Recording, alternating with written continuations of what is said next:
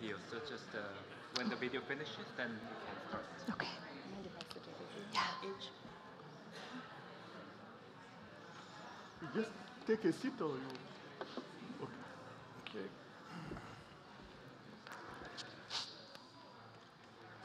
Yeah, please. Okay. Good.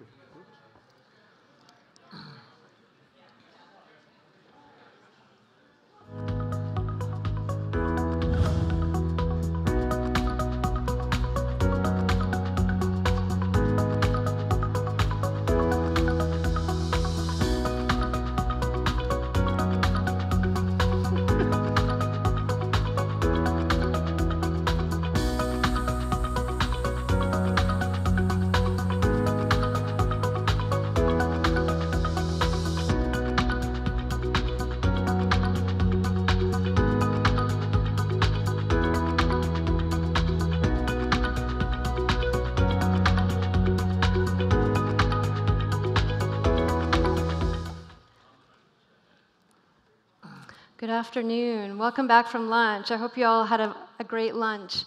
The session after lunch is always a hard one as people digest their food, but we have a really exciting program for you, and I'm really, really happy to be moderating this session. My name is Erin Roberts, and I'm with the Overseas Development Institute, and today we're going to talk about climate finance governance at the national level. So we're here with some longtime friends and some new friends, and we've got some great experts here today. So in formulating and implementing NDCs, NAPs, and other climate finance strategies, countries are making efforts to coordinate policies and processes nationally to strengthen country ownership and to engage with relevant stakeholders, including subnational, local, and private sector actors. However, they are facing difficulties due to a lack of clarity on the national climate finance architecture, complexity of the governance system, and challenges in getting necessary buy-in from the relevant stakeholders. So during this session, we hope to get a better understanding of the national climate finance architecture based on the variety of experience and expertise of the panels that we have invited here today. So I'm very happy to introduce my friend Joanne Manda from UNDP Bangkok. We were based in Bangladesh at the same time, which is a very interesting place to learn about climate finance and building resilience to climate change. So Joanne will deliver a scene-setting presentation to share experiences and lessons in the national governance of climate finance. And then we have three panelists who will talk about their experiences. So Espen Ronenberg, who is on the left-hand side, is a climate change advisor at the Secretariat of the Pacific Regional Environment Program based in Samoa. And previously, he worked as an interregional advisor for the SIDS in UNDESA. Lorena Palomo, next to him, is a senior economic advisor in the Ministry of Finance in Chile. And Chile is currently formulating their climate finance strategy to support their national climate change action plan. Next to Lorena is Mamadou Onadia, who is the GCF NDA in Burkina Faso and the national focal point in the Prime Ministry. He has nearly 30 years' experience in planning on water resources management, land degradation, and forestry. Welcome to you all. Thank you. So Joanne is now going to deliver a scene-setting presentation to introduce us to the topic, and then we'll have a panel discussion, and then we'll open it up to the plenary for a discussion. Thank you. Thank you very much. I don't know if here I am. Okay. Well, thank you very much, Erin. As Erin said, my name is Joanne Manda. I work as the climate finance specialist in UNDP in the Bangkok Regional Hub. And there I've been working for a number of years on a regional program called Strengthening the Governance of Climate Finance. I think I have a bit of a daunting task this afternoon, as Erin said, first of all, because I need to keep everybody awake after that feast of lunch that we've just had, but also because I'm trying to cover a subject, national governance, in 15 minutes and 5 slides. So you'll bear with me as I gallop through the story. And I thought the best way of doing this was to give you at least a story of my own experience and my own journey in understanding and discovering the issues, the concerns, the challenges, the opportunities around national public finance management, national planning, national governance systems, and maybe in almost like a Talanoa dialogue process and tell you a little bit as a story. So I began my career in the Ministry of Agriculture in the government of Zimbabwe. And then I got capacity building and I moved to become the climate change advisor in DFID. And so I began the whole approach towards climate finance and national governance and climate finance architecture very much from a developing partners perspective.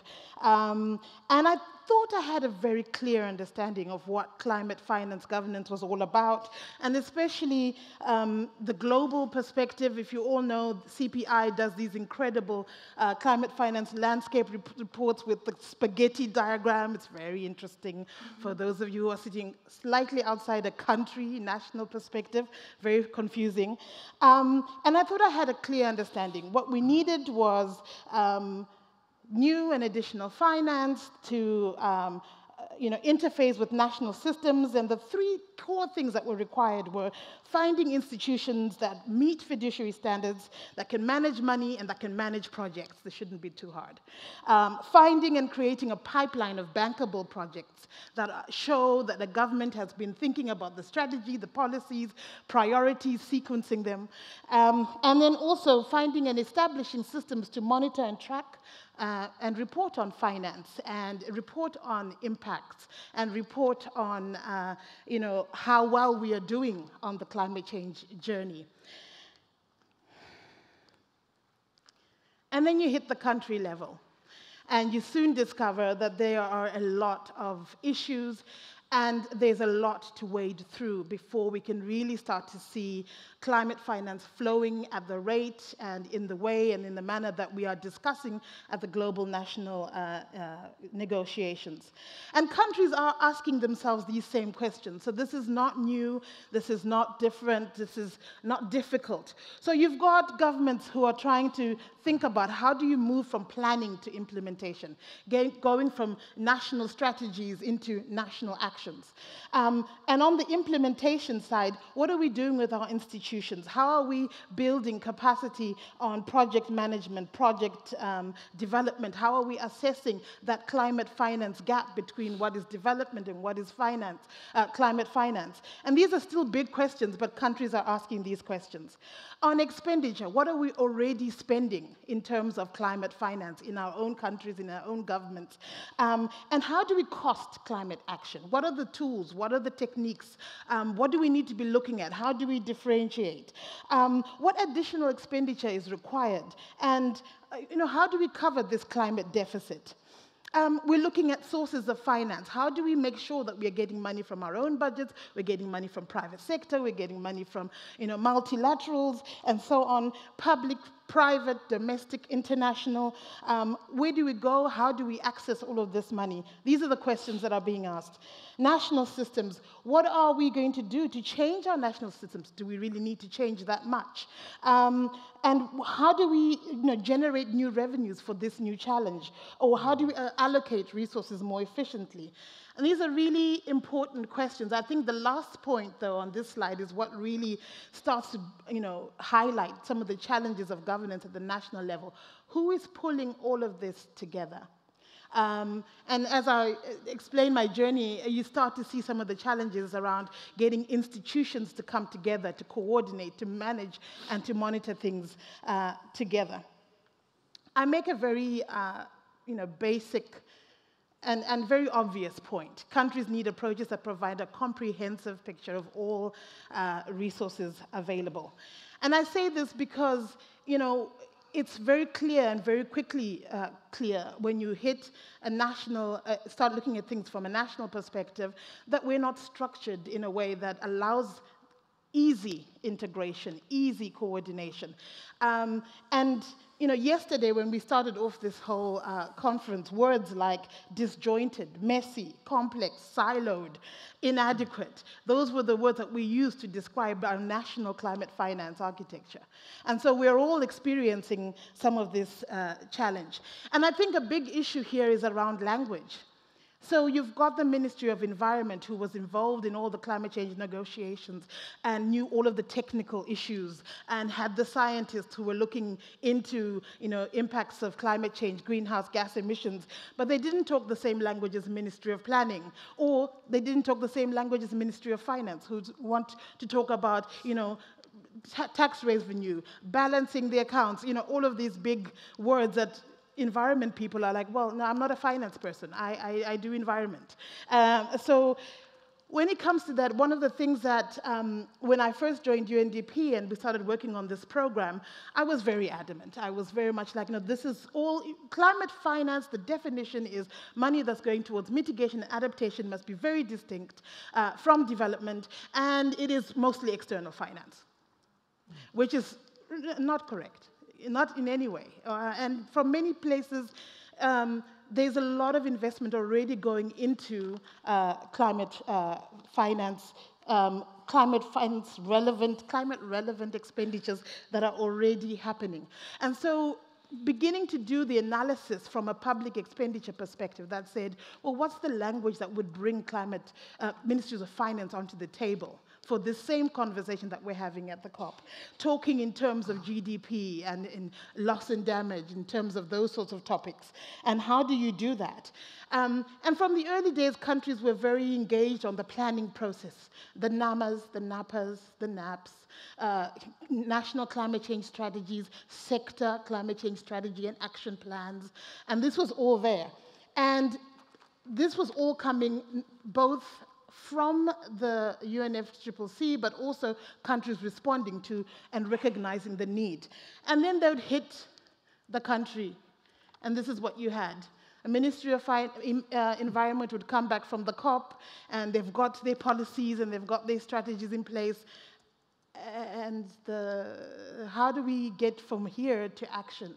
And I use this picture just because it was very sort of evocative of not just what's happening within the country, but also what's happening outside, where developing partners are also making demands on systems that are working within a broader development, political, social, cultural context. Governments are working, governments are functioning, and they have a range of priorities that they have to balance, and are being asked to do a range of activities, sometimes without recognizing that the systems that are in place maybe halfway there, maybe not have started, or maybe just need a small tweak. So understanding the context and the concept is very, very important.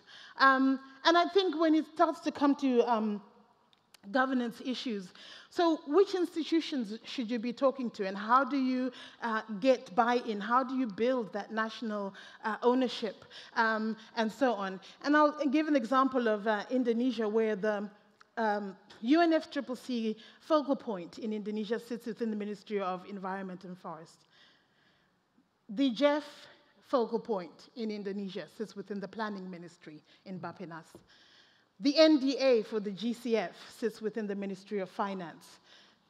But they're all supposed to be pulling together one issue and tying that to the National Development Plan, having cross-sectoral, horizontal integration between different sector ministries who also have a contribution to make. They are all also having to think about the subnational level. How do we make sure that in the context of Indonesia, which is highly decentralized, that we have very clear rules, regulations, policies that allow fiscal decentralization, that allow money to be channeled to the right places in the right way. And a lot of this is about political negotiation. It's about discussing, priorities and things like that. But who convenes this? And if it's the Ministry of Environment, in many cases, the Ministry of Environment just doesn't have the convening power. They cannot call the Minister of Finance to a meeting. It just doesn't happen. I don't know about other countries, but certainly I've worked in at least 8 where this is really, really hard work. And we talk about coordination. The big Ministry of Agriculture, although it has a lot of work that it can do on adaptation, doesn't have space because everything is being focused on the large Ministry of Energy and Mineral Resources. There's something else going on in the country. And so that governance soup, I guess, you could call it, it doesn't really help. And this is not helped either by the fact that there's huge government turnover. Governments have a tenure 3 to 5 years. Key staff, even long-term civil servants, have to readjust the way they interact and think about certain issues on climate change, depending on who's the new minister or who's the new director of that department. You can have changes every 2-3 years. How do you keep a momentum going? And who's holding the big picture? Who's talking the big story? And so this is, some of those issues. Different units and climate change units in different ministries don't have to report to each other. Who pulls it together? So skip a few years and you have NDCs, which were interesting, and we spoke this morning a little bit about how they came about, which is another big governance issue. But for those countries that were able to kind of get engaged with the consultants a little bit more, have a little bit of additional ownership, they set up their national mitigation targets, and for other countries it was adaptation targets, which is also a big issue. They've developed NDCs, and the beauty of this instrument is that it brings both adaptation and mitigation together. It looks at conditional and unconditional targets. So now you're starting to get a much closer relationship between the international architecture and the national architecture. And governments are now starting to really think about what do we do for ourselves, as well as what we need help for. How do we quantify our needs and priorities? And in UNDP and UNEP over the last year, since the Paris Agreement, had a recent study that looked at 104 countries where we operate and showed that countries really face challenges in 3 key areas on the governance side and pinpointed areas for intervention.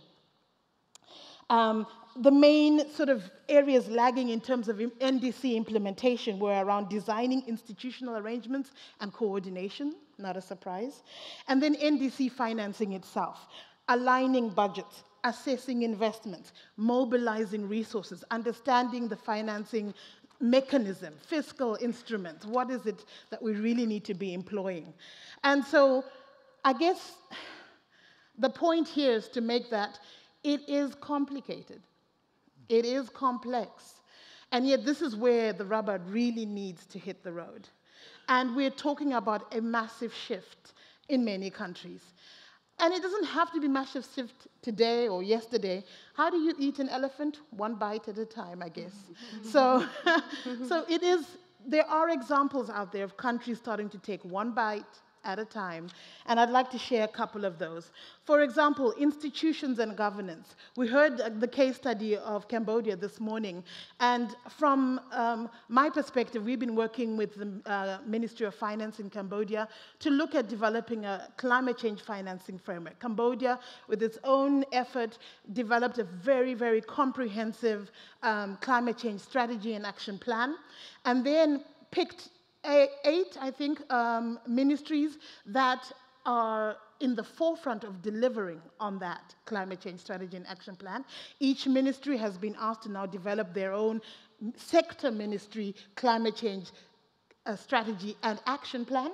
And then the government did an assessment of potential sources of finance, be it international, domestic, public, private, and they developed a climate change financing framework. But the question of who pulls this all together, this was all being initiated in the Ministry of Environment, and it became very clear very quickly that what you needed was a more multi-sectoral coordination body. And the government made the decision to develop the National Council for Sustainable Development, recognizing that climate change is just one of the big issues, but sustainable development for the country is what the government is pushing for. So we now have a climate change sort of working group under the NCSD, which looks at the holistic picture. Some governments are still moving in that direction. Others, there might be no need. Maybe the Ministry of Finance is strong enough to pull everybody together at the same time. But these are some of the examples of what's happening. Policy coherence, areas around how do we make sure that our national climate change strategies are aligned with our national development plan? How do we make sure that those same policies, as they are being translated into sectoral ministry, are integrated and holistic across at the horizontal level so that the Ministry of Industry, we've heard this morning on Korea, is making sense and doing things that are congruent with what's happening within the Ministry of Environment? How do we get that horizontal integration? And then the hardest part is getting that vertical integration, where it moves from national down to the subnational. We've heard this morning a lot about capacity constraints. Governments at the provincial level, at the subnational level, at the local level, not having enough capacity to basic planning and budgeting on a regular basis. Now, this is not to say capacity is non-existent. It is there. They do plans. They do budgets. But they are structured differently. And again, you go back to the issue of language. So when you approach the adaptation fund, they want to know, can you give me a project proposal? It has a background, it has an introduction, it has a theory of change, and it has a clear deliverables on adaptation or whatever. The local government thinks in terms of, my budget, my chart of accounts is my recurrent expenditure, and some projects, sometimes I get access to the CapEx budget. It's a different language, it's a different way of viewing things. How do we bring the two together? They are running projects, but they don't report them in the same way that is being required, and so on. So it's really about trying to understand context and trying to understand how to move forward together in a partnership, and it's no longer the era of donors and, recipients, which I totally agree with Ayman, but it is still very much an uneven playing field. And I think on this particular slide, the one thing I do want to highlight is this issue around data generation and management. So the BA, over the last 2 iterations of the BA, has really struggled to find data on climate finance flows from a national recipient perspective. And UNDP has made some contribution to the BA regarding this. But over the years, it's been, it's difficult to continue that consistent analysis and reporting. In Indonesia, in Nepal, in Pakistan, governments are starting to institute budget tags, which help them to actually be able to mine climate finance data from their national budget. And that will become a regular thing that's on the system. It's recognized by government, but it took us 4 years to get from the beginning of the project to there, to change the budget classification system. So, and if you're an environment person like myself, the very words budget classification system are foreign. And we are pleading and advocating, but understanding basic PFM principles, basic PFM systems, difficult. Well, it's not difficult, it's just foreign. Mm-hmm. And I think also the data generation and management is crucial when we start to talk about transparency and accountability. I want to end with just a case study, and again, I'll go back to Indonesia where I spend a lot of my time. And this slide is really just saying there are tools, there are systems, there are governance systems out there, and ways to make things work. But the context is what you really need to understand. As I said earlier, in Indonesia, the climate finance architecture is scattered across different sector ministries.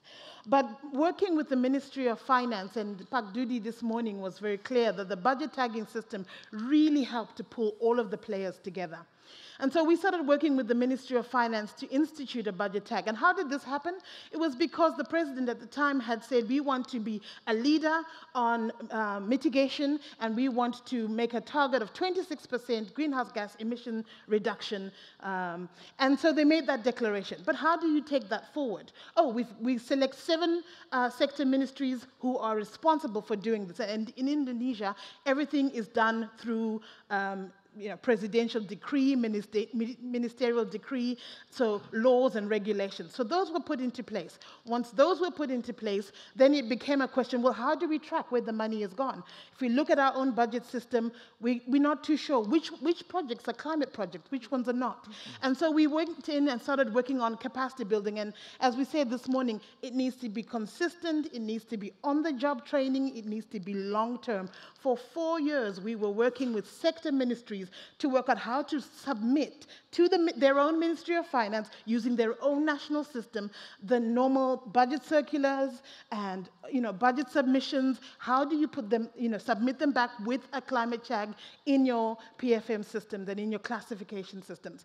It took 4 years because ministries were like, well, is this mitigation? Is this not mitigation? Which one is it? How much of it is? If I'm doing a forestry project, is that all mitigation or not? If I'm doing, whatever. So it became very much an iterative process. That done, the Ministry of Finance was starting to think about, looking at financing frameworks. How do we then, now that we've got this budget tag in place, how do we then reflect this into our medium-term expenditure frameworks, into our annual budgeting frameworks, and so on? And then during the course of doing this budget tag, it became very clear that actually the amount of money that's going towards mitigation or climate change-relevant activities is small. Okay, so now how do we fill that gap? And, it was really an act of serendipity where the Ministry of Finance was talking with HSBC, and they were discussing potential for raising bonds and raising money off the capital market. And HSBC came back to them and said, well, your systems, we need to be sure that we, understand we have to give you a credit rating, we have to kind of do that. I'm almost done. And then the HSBC noticed, oh, you have a budget tag, so if we gave you money, you would be able to trace across 7 ministries where that money has gone. And so on the back of that, Ministry of Finance was able to issue the very first green sovereign sukuk, an Islamic bond, because they wanted to tie their bond to specific assets which are being produced by the sector ministries. And so that's one example that shows that actually there are opportunities and there are entry points, and we have come a long way. And here I stand now, very far from where I was before when I first began, with a clear perspective and thinking, oh, this shouldn't be a problem, to recognizing that actually climate finance architecture at a national level requires a much deeper understanding of institutions, systems, processes, culture, all of it. And until we get to that stage where we are standing on this side, the conversation, the language is very hard to get to unpack. And I think I'll stop there because that was a lot to try and race through. My apologies. Thanks. Thank you so much. Thanks, Joanne. You've given us so much to talk about. Really appreciate that. So you started with reference to the Talanoa dialogue questions. Where are we? Where do we want to get to? And how are we going to get there? So maybe we'll use that as a framework for our discussion. So you talked about a lot of challenges. You talked about the need for more integration, vertical integration from the national to the local level, coherence and coordination, the lack of convening power of the Ministry of Environment, the range of priorities and activities that national decision and policymakers have. You talked about the governance soup, and how do we keep momentum, among other things. So Espen, I wonder if you could reflect on your experience in Samoa and on some of the challenges that Joanne talked about, and tell us about your experience. Yes, I can certainly do that, but I have to preface this by saying that the organization I work for, SPREP, is an intergovernmental regional organization. We're, of course, fully owned by our member states, and Samoa is but one of them, happens to be our host country. and I wouldn't feel comfortable specifying which country I'm actually referring to because we have 14 independent island countries, but I have some examples from several of them.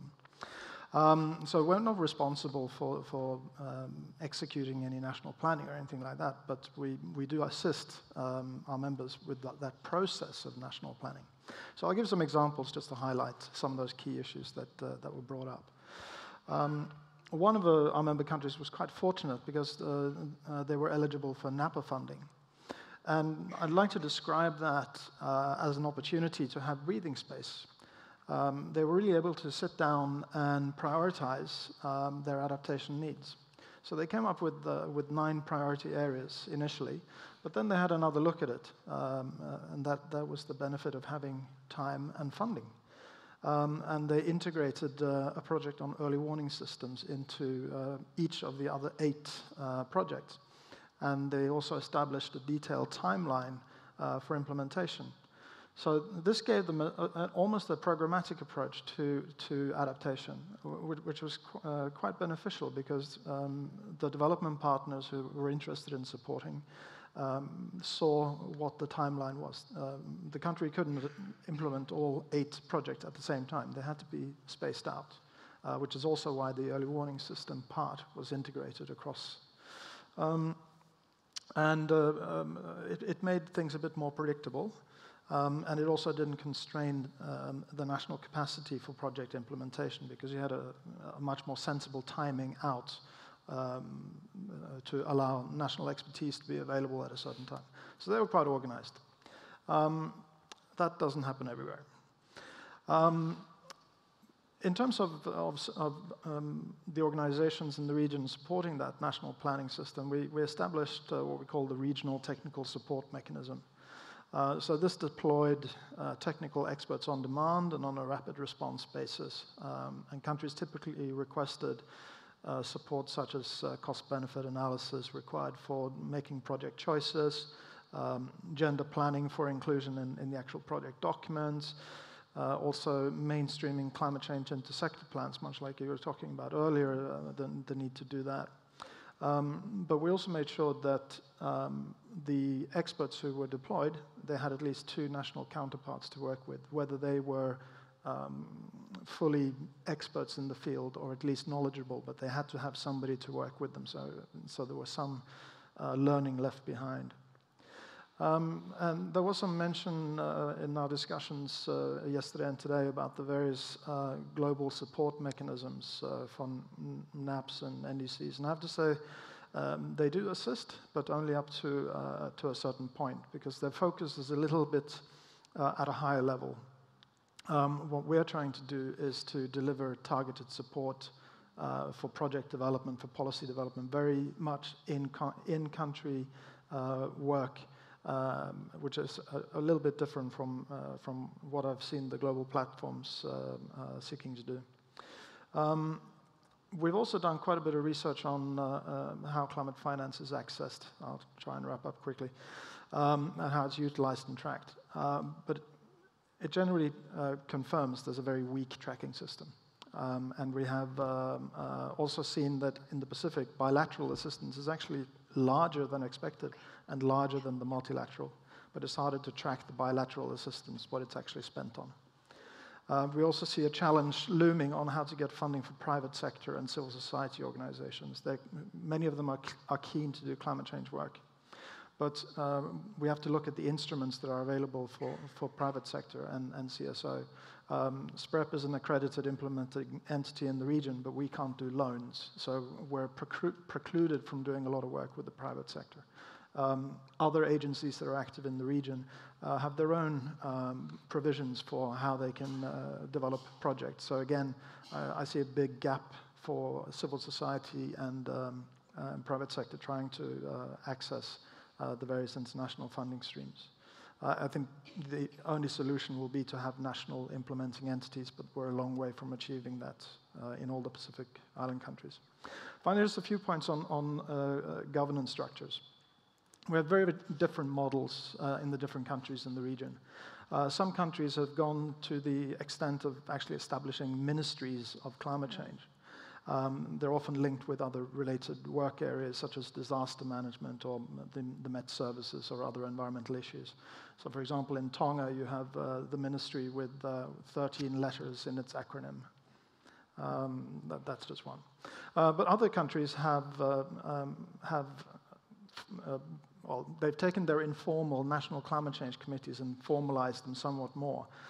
They're still informal, but they can work just as well as the formal ministry structures, as long as there is that political will and pressure, and that you also have the right people in key positions. That when you have turnover of staff, you're able to recruit good new people to take over the positions. Thanks. Thank you so much, Espen. Mamadou, could you reflect a little bit on the experience in Burkina Faso, and particularly building on what Espen has said about access to climate finance, what your experience has been? Thank you very much. Let's say in Burkina, we have 4 major entities, mainly the public sector, the private, CSOs, NGOs, and associations, and finally, decentralized administration. And each of those entities has their rules, their organization, and so on and so forth. So they are totally distinct. So as far as the climate finance is concerned, let's say the government is piloting everything. Then we see now how those entities could sit together and try to bargain and see how each will have a space, or let's say a part of the cake. On this context, yes, the government is the one who signed the treaties, and everything should be, turning around the government. But we are aware that each entity has its own rules and organizations. So now we have the chance to have in the Ministry of Environment the GF focal point, biodiversity, land degradation, the POPs, and also Ramsar Convention. So the coordination among these conventions is very easy. So now the GCF focal point is based in the Prime Ministry, but coming from the Ministry of Environment. So the link is also very easy to make. So now, the responsibility. As I said earlier, the government remain the only institution allow or able to make the coordination between the others. And in that context, we have a national day of consultation and interaction between government and the private sector. This is organized under the chairmanship of the Prime Minister. We have also a national day of interaction between the head of state and farmers and producers. So these also help the decentralized administration, I mean the municipalities and the regions, to have a very direct, exchange and bilateral discussions with the head of state. So now the GEF focal point, the UNFCCC focal point, and now the GEF focal point are planning to have a single consultation with the other stakeholders in order to see how together we can build something under a sort of strategy in order to make this climate finance at the disposal of all actors. But we know that for the institutional aspects, the competitive bidding, auditing, MRV are very key, and also having in place a board or steering committee as a sort of overarching structure with the duty, the task to monitor what's doing under the projects and so on is something also which is required and what will be discussed within this small committee composed by the GCF focal point, the GEF, and the other focal points. Actually, I would like to elaborate a bit more on the issue of coordination. In order, to put in place this database, which is very important, to amplify the outcomes as far as the climate finance mobilization is concerned, and also giving the opportunity to develop the win-win approach. Because if we would like to have a private sector with us, we have also to bargain and see what they can also be receiving at the back. So trying to develop the win-win approach are, in my point of view, the avenues to develop this coordination between the public, the private, CSOs, NGOs, and associations, and decentralized administration together. This is very key for us to mobilize climate finance at the international level. And we also acknowledge that at the decentralized level, the CSOs, they are also trying to see how they can develop themselves the avenues and opportunities to put in place some specific funds. So now, as each of those entities has their own rules, the public sector will have a challenge in trying to accommodate all these rules in order to have the same language and see how we can further develop and take opportunity of the climate finance. I thank you very much. Thank you so much, Mamadou. Lorena, Chile is developing its climate finance strategy as part of its National Climate Change Action Plan. Could you talk a little bit about some of the things that Joanne said in terms of budget tagging and whether or not you're developing systems for tracking national budgets? Yes, of course, thank you. Well, first of all, I want to agree with Joanne in very crucial points such as coordination, again, among the ministries in a vertical way and in a horizontal way as well. So in order to formulate this national financial strategy, we have agreed that we have to align our objectives with the Paris Agreement, and also we have developed a very bold national governance on climate change. For that, we have a Council of Ministers on Sustainability. This is the body, it's a high-level governing body composed by 10 ministries plus the Ministry of Environment, who chair the committee. Under this committee, there is a team on climate change that is composed for a technical level, that's for all the policies that give the recommendation to the council. So this allows us to have to have consistency, to have coherence in our measure.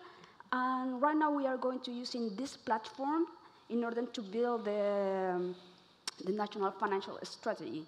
For us, we have made a lot of report, consultation, research to identify some key issues for developing this strategy. One of this is to identify the key player and resources.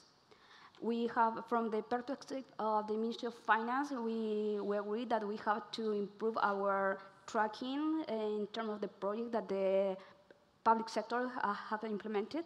But that is not enough. That's one part of one pillar of the strategy we are trying to formulate, because we know that not only the public resources is going to be enough to support all the infrastructure, all the projects that we have to build in order to fulfill all our compromise international level, our national level as well.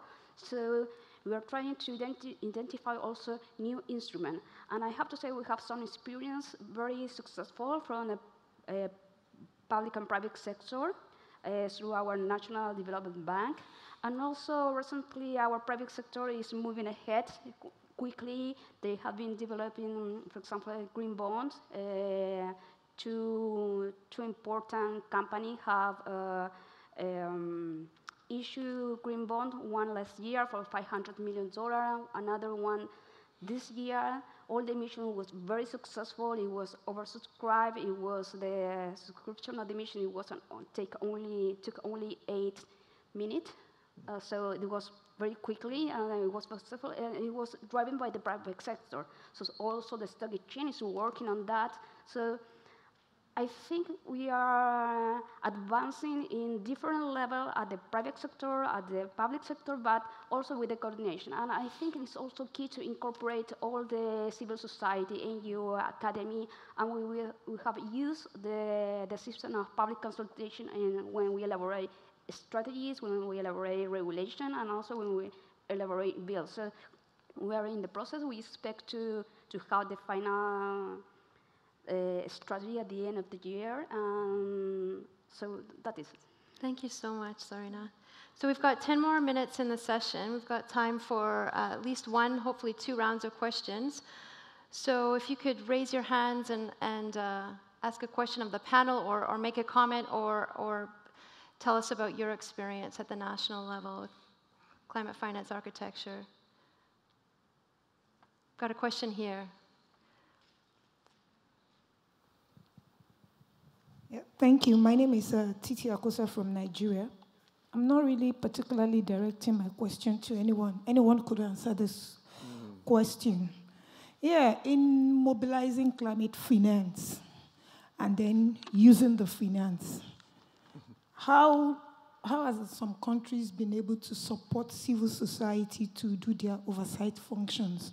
And I'm saying this because in Nigeria, when they were issuing the bond, they told us strictly private sector, civil society are not allowed to speak here.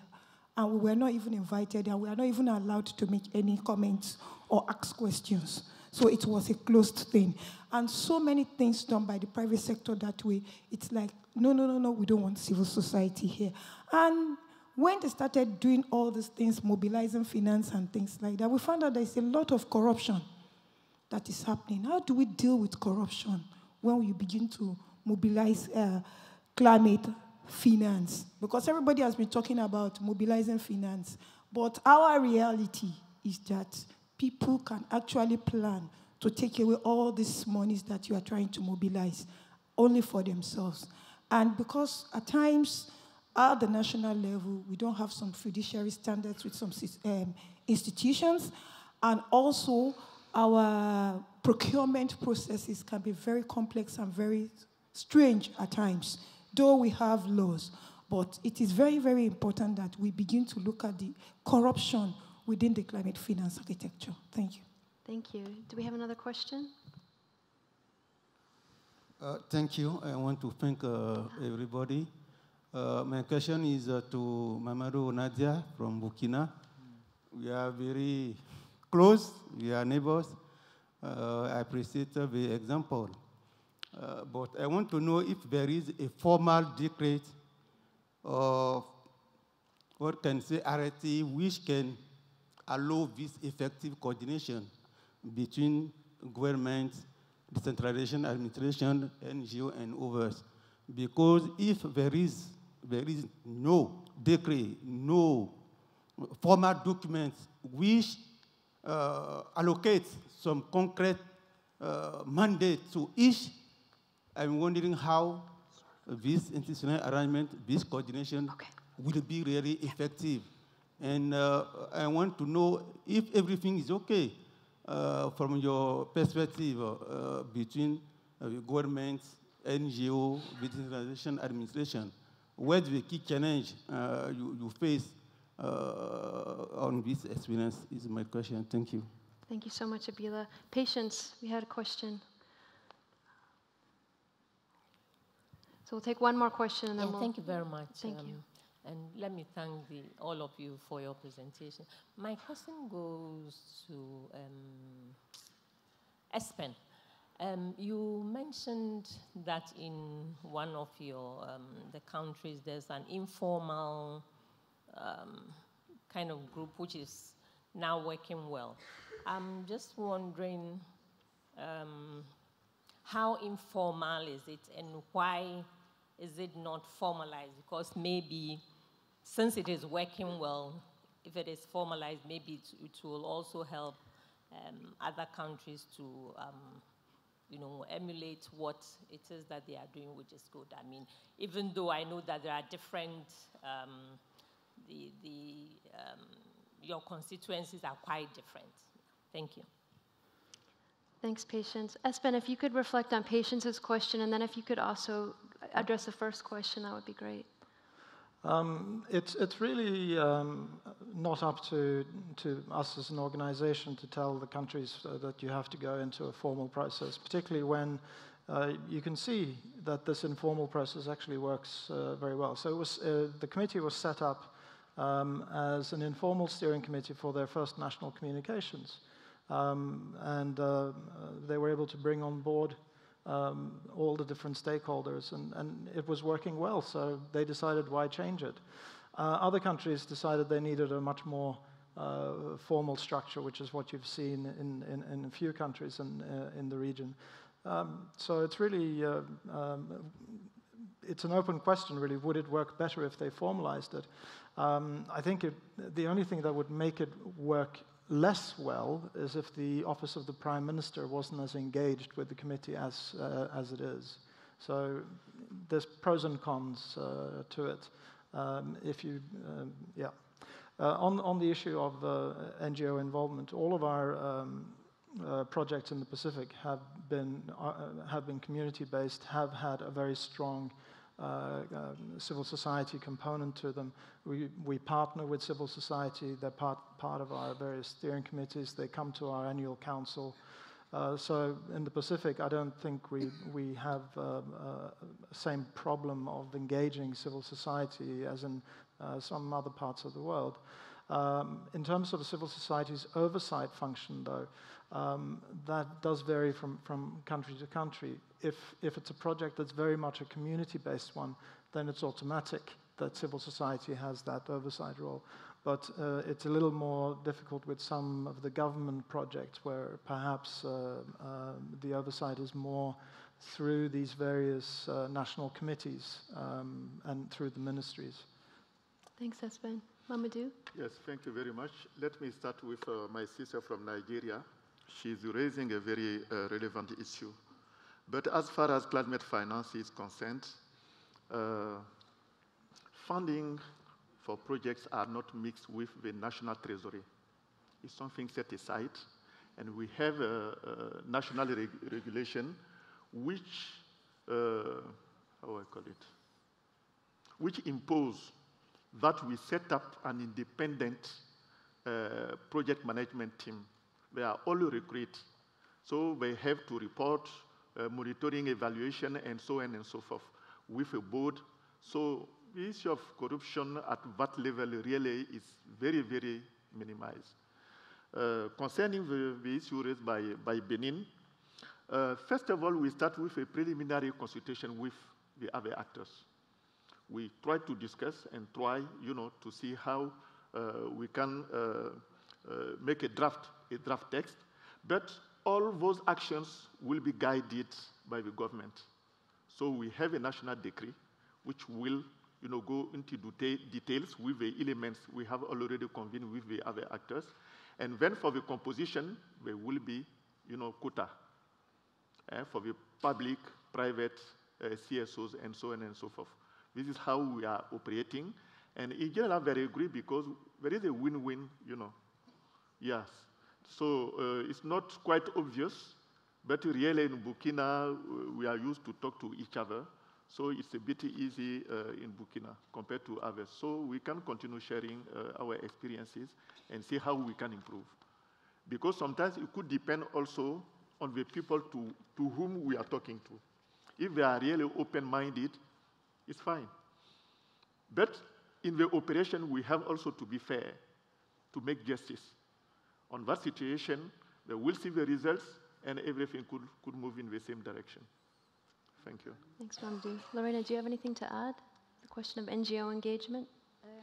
Well, we have a very strong civil society that has been able to stop even some projects. So I think we don't have we are not working on how to empower more the civils, but how to work with the community, how to work with the civil society. It's very important.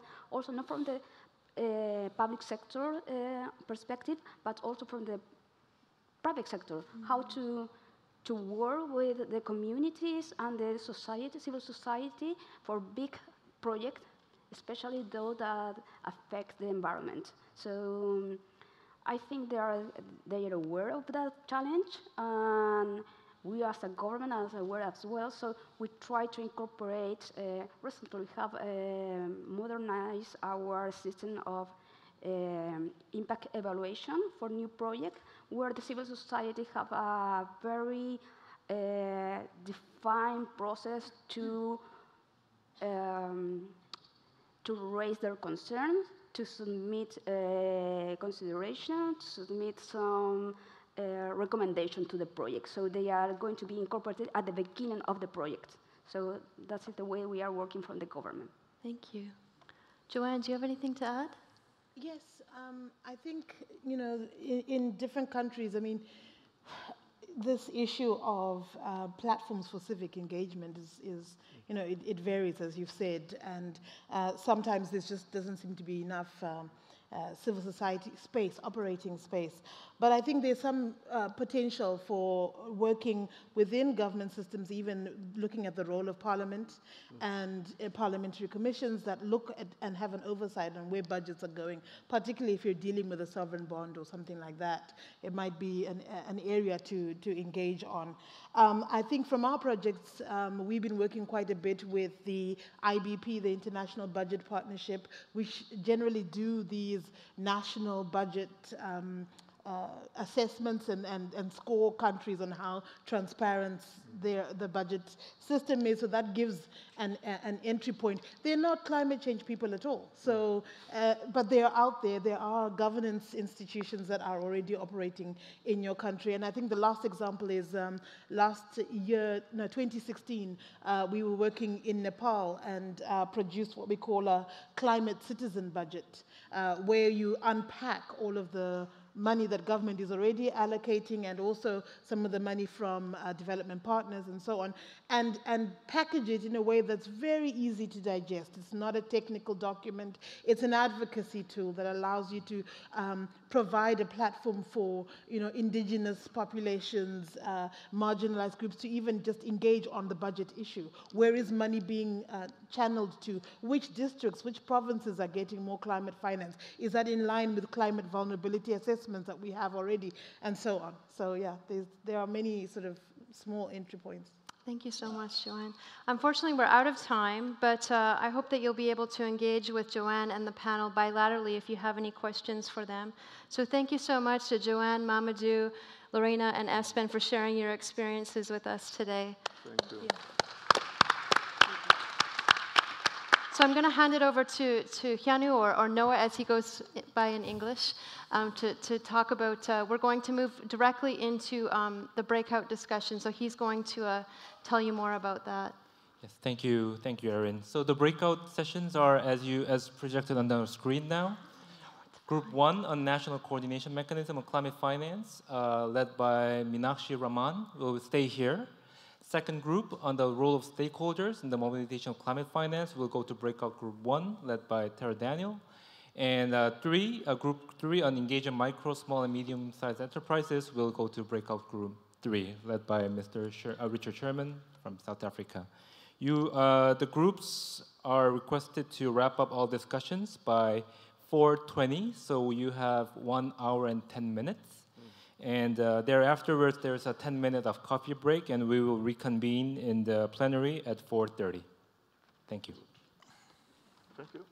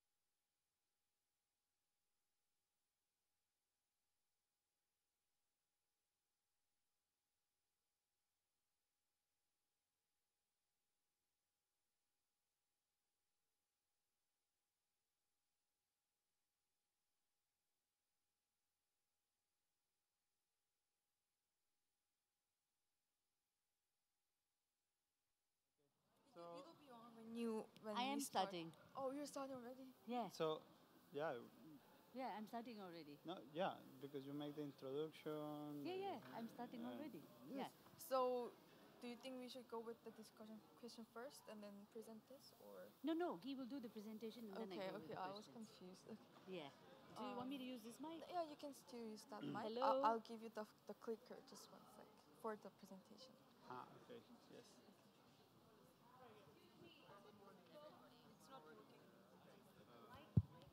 여기 마이크 켜주세요. Good afternoon, friends. For those of you who are not part of this breakout, you can go out. For those of you who are part of this breakout, please come forward. Let's sit closer. Pak Dudi, silakan. So please come forward. Dita, shall I push you forward? So welcome to this breakout session. And for those of you who are having bilateral conversations, please take them out as well. Elizabeth, if you're going to be in this group, please come forward. It's bad that I know who you are. Okay, so welcome to this session. I have been given the honor of facilitating this. My name is Meena Raman from the Third World Network. In case you don't know what the Third World Network is, it's a civil society organization for developing countries, which is based in, the headquarters is in Malaysia.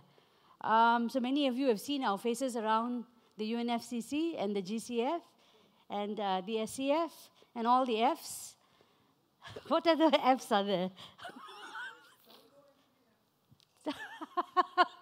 Friends, I'm talking about friends, Liana. Finance and friends. Yeah. So, yeah, I'm glad you all are laughing because we are, good to keep all of you alive. So, the discussion that we are supposed to have is on National Coordination Mechanism on Climate Finance.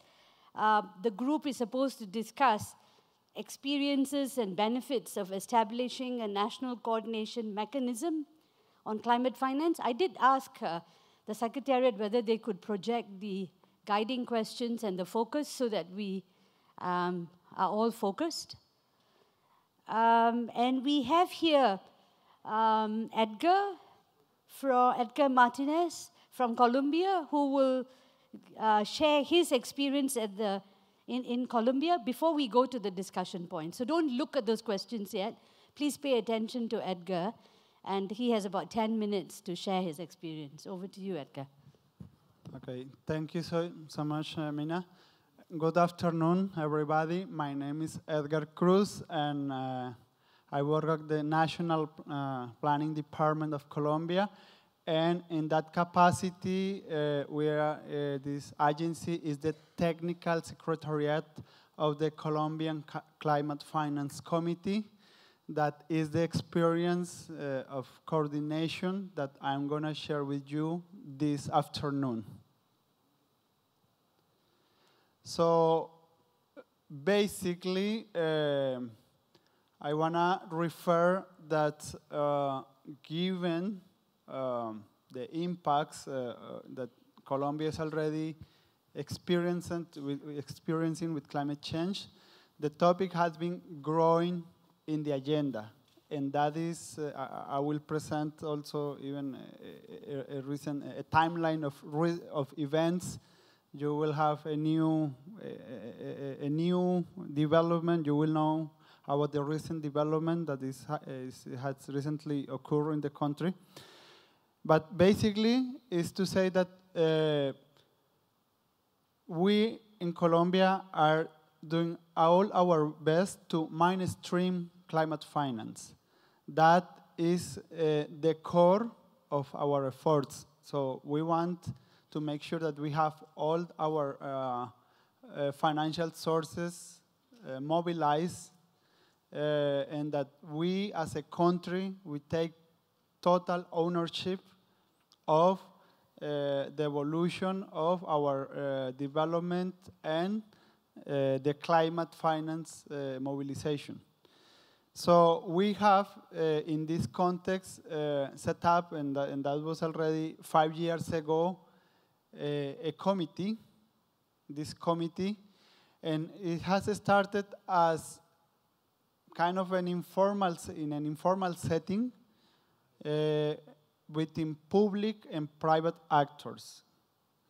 And we have been already moving in 5 years quite at a substantial speed, and we are formalizing even much more our work, because we started, the committee started more as an informal gathering to try to understand where are the needs, what is needed to do, what is needed to advance, and it has been growing, and we are, after 5 years, we are understanding what are the challenges that come next with this growth and with this formalization and with this mainstreaming. And of course, aligned with the spirit also of the Paris Agreement, yeah, we also want to refer that we will have, as the Paris Agreement refer, that we have to secure that finance flows are aligned with the Paris Agreement. We also say that we want to have in our public and private investments the incorporation of climate criteria, and our vision is to have this fully incorporated by 2030. So that is really our medium-term vision, and we are building the capacities and the processes in that direction.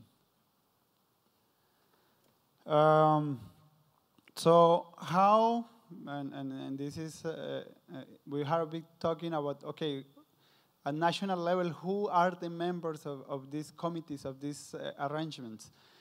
In the Colombian experience, we have evolved, because at the beginning, we started at the very early beginning as public agencies. Very soon, we called the financial sector, that is our private entities sector, and we realized, okay, we cannot only be with the supply side of the money.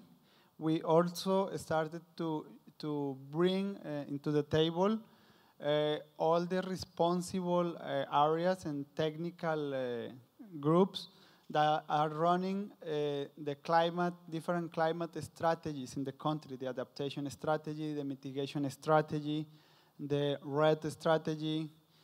And we also call for subnational level, because we understand that we have to make sure that we have the supply side, so we have our finance ministry, we have our banks, but on the other hand, we have representatives of the subnational level that are where the projects do happen. And as I refer, we have been evolving. We have the first reference to the creation of our national climate system back in 2011. 2 years later, it was when the Climate Finance Committee was set up. And later, this part of this mainstream and rooting it into the institutions, in 2016, we have a formal presidential decree establishing this national climate system and giving it the authority and the necessary competences to decide on how to coordinate at the national level. It created a high-level commission at the ministerial level that oversees the whole climate policy in the country, and it declared that part of that architecture at the national level, one important element is the Climate Finance Committee that deals more with the advising on how to mobilize the climate finance that would allow to comply with the climate policy. We even went further, and then from these informal gatherings. Now we have evolved also to a committee that we have also clear roles of procedure, because now we are more also under, after the decree was issued, of course, we enter the formalization of in the public sector, so we are now accountable to our actions, so we, in more detail, so we are now with procedures on how to operate, but we keep the same spirit of collaboration, but we are aware that our decisions have more impact. And this formalization is even going further because, and this is part of the recent news, 1 week ago, 2 weeks ago maximum, the climate change law was adopted by Congress. And now we are waiting just for presidential signature in the coming weeks.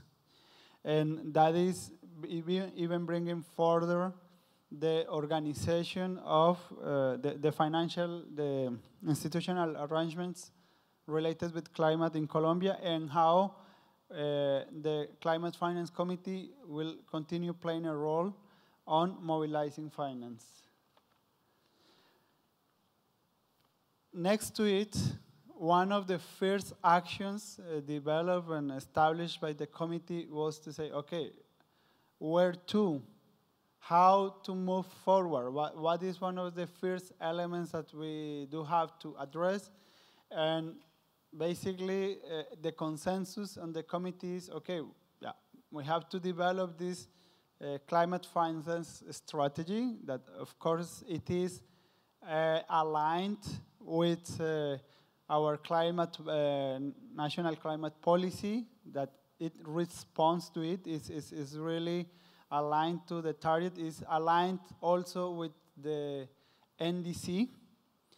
And in this strategy, of course, our main pillars are, we have first an identification. We have done a work on estimating the baseline. How much is the country already investing in climate? We have that baseline. And we are working on estimating what are the needs. So for mitigation, exercise is roughly simple, roughly. But with that exercise, we got a financial gap.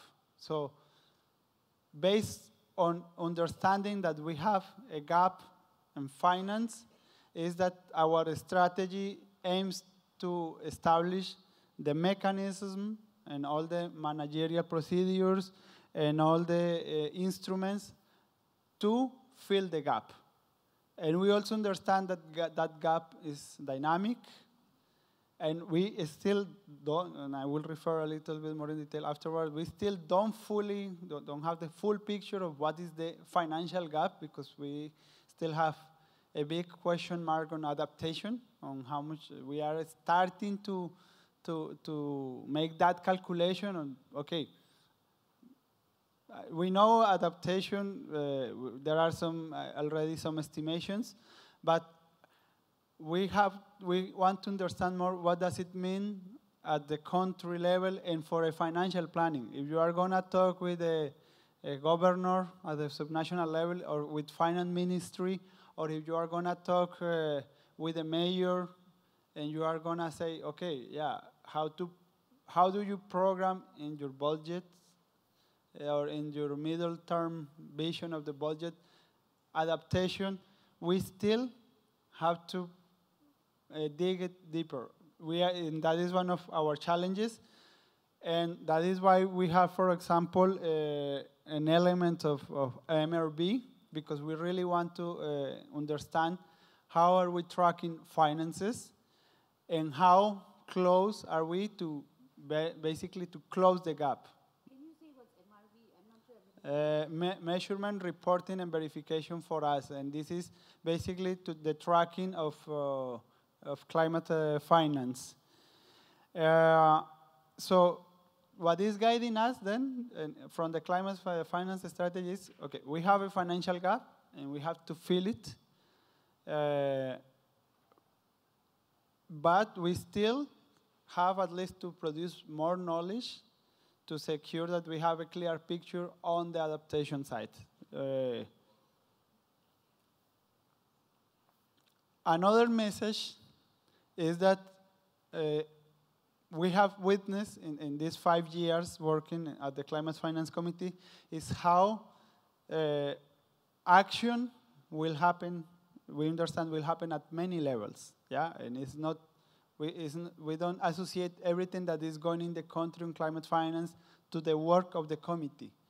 But what we can attribute is that we are creating a nurturing environment, that we are building trust with partners, we are talking with the development banks, we are talking with the different partners, that we really have this as a direction to go. And I use here in this set of words, I am referring, okay, this, we create an ecosystem, that ecosystem, if it is vibrant enough, will reinforce itself, and that will help climate finance to move even faster.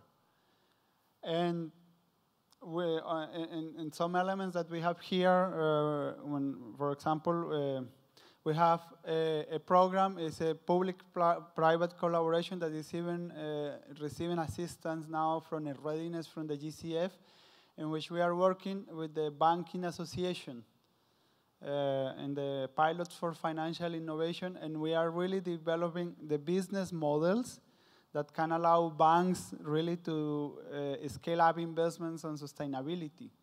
But that really comes with the trust of years of work and also having the platforms of telling the banks, okay, you are doing some work on safeguards, and for us it's very important that you also consider further the models of climate scenarios, for example. And we are being able to have that conversation because we have like the institutions around. And that is part of the elements. From the from the green bonds, we have already 3 issuance from the financial sectors. And this is new because this is new from this week. Also, we have the first utility that together with, IFC in this case, as a supporter, there is the first issuance of the first utility scale green bond for a solar farm. Yes, I am on time. Something that we will have new, even this is totally new, based on our recent approved climate change law, is that we will have our internal ETS, emission trading scheme. So we know it's in a scheme that we have to make sure that it has the integrity to deliver, but at least it's a path that the country has chosen as a tool to contribute. We also have a carbon tax that is already mobilizing funds, and is attached with the carbon neutrality scheme. And what we have seen is that some countries, some companies aim to also achieve this carbon neutrality status because that will allow them not to pay the carbon tax. So in this case, it's a scheme that is mobilizing private funds towards projects, in many cases red projects. So basically, here the message is, if you create an ecosystem and you have many partners, you can really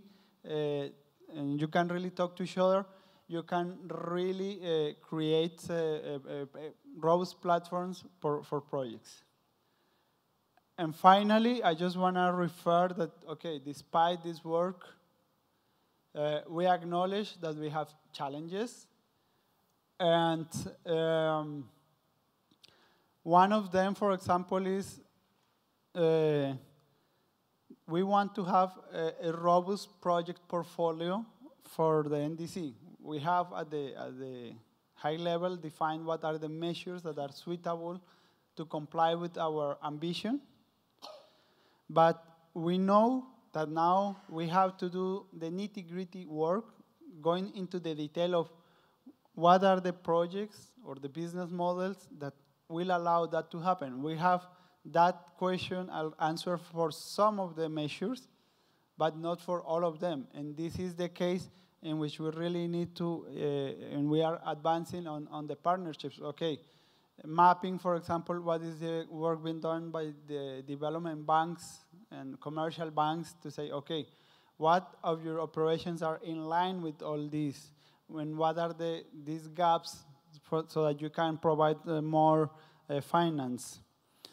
As I refer, adaptation, and adaptation just also in the understanding that that needs to finally come to a financial planning. At some moment, you really need to decide on a budget, and we know there are budget restrictions. We were having a conversation, for example, with Education Ministry.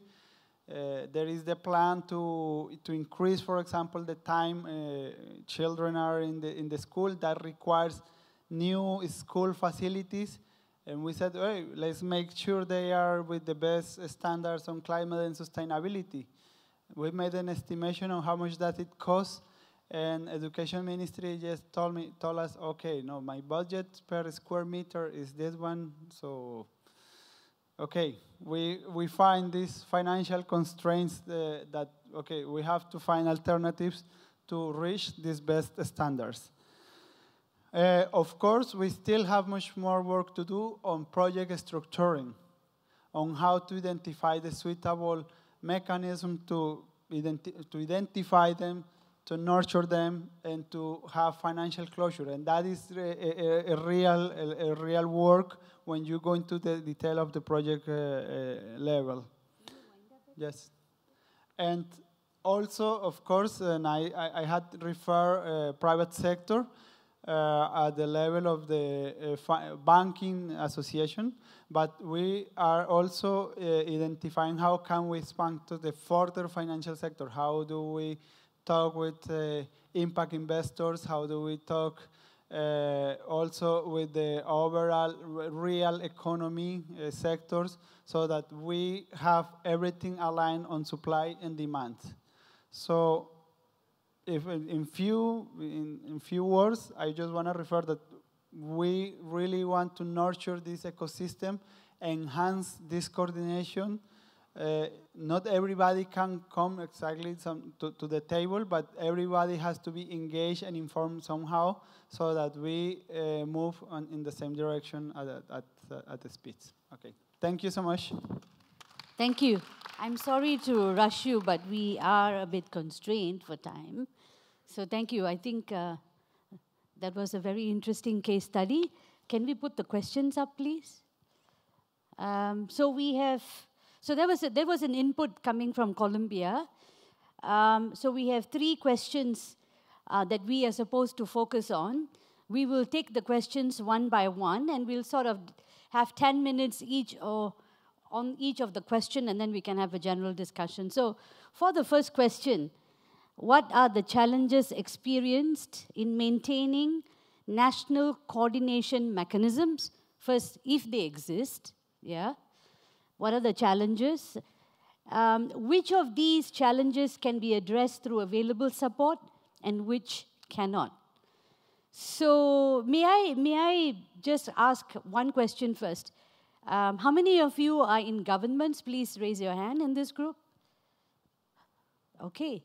Yeah, we heard Colombia, but the others, yes, great. So maybe we'll start with the governments, if you don't mind, because many of us need to understand whether those of you who are here do have national coordination mechanisms. Okay? From the government, yes, I know. Former government, yeah.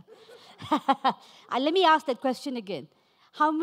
is there anybody from government here who have experience in maintaining a national coordination mechanisms or structures? Anybody else? Yes, my brother from Malawi, right? Yeah. Can somebody pass the mic? Maybe you would like to share with us. Yes, and I'd like to stand also, at least for 2 minutes. Yes, please. Yeah, thanks very much. It's the challenges, eh? Yeah. I thought it's the positives. So I was going to fail. I wanted to to put forward the, progress and the structures we have. But regarding the challenges, you can even start with with the mechanism. I think the key challenge often times is that I think the sectoral approach at times, saying no, I belong to this sector, even if you are in a setting, in a committee, in a national structure, but even if you have a national vision, a national plan, but people still want to be associated with their sectors at times, and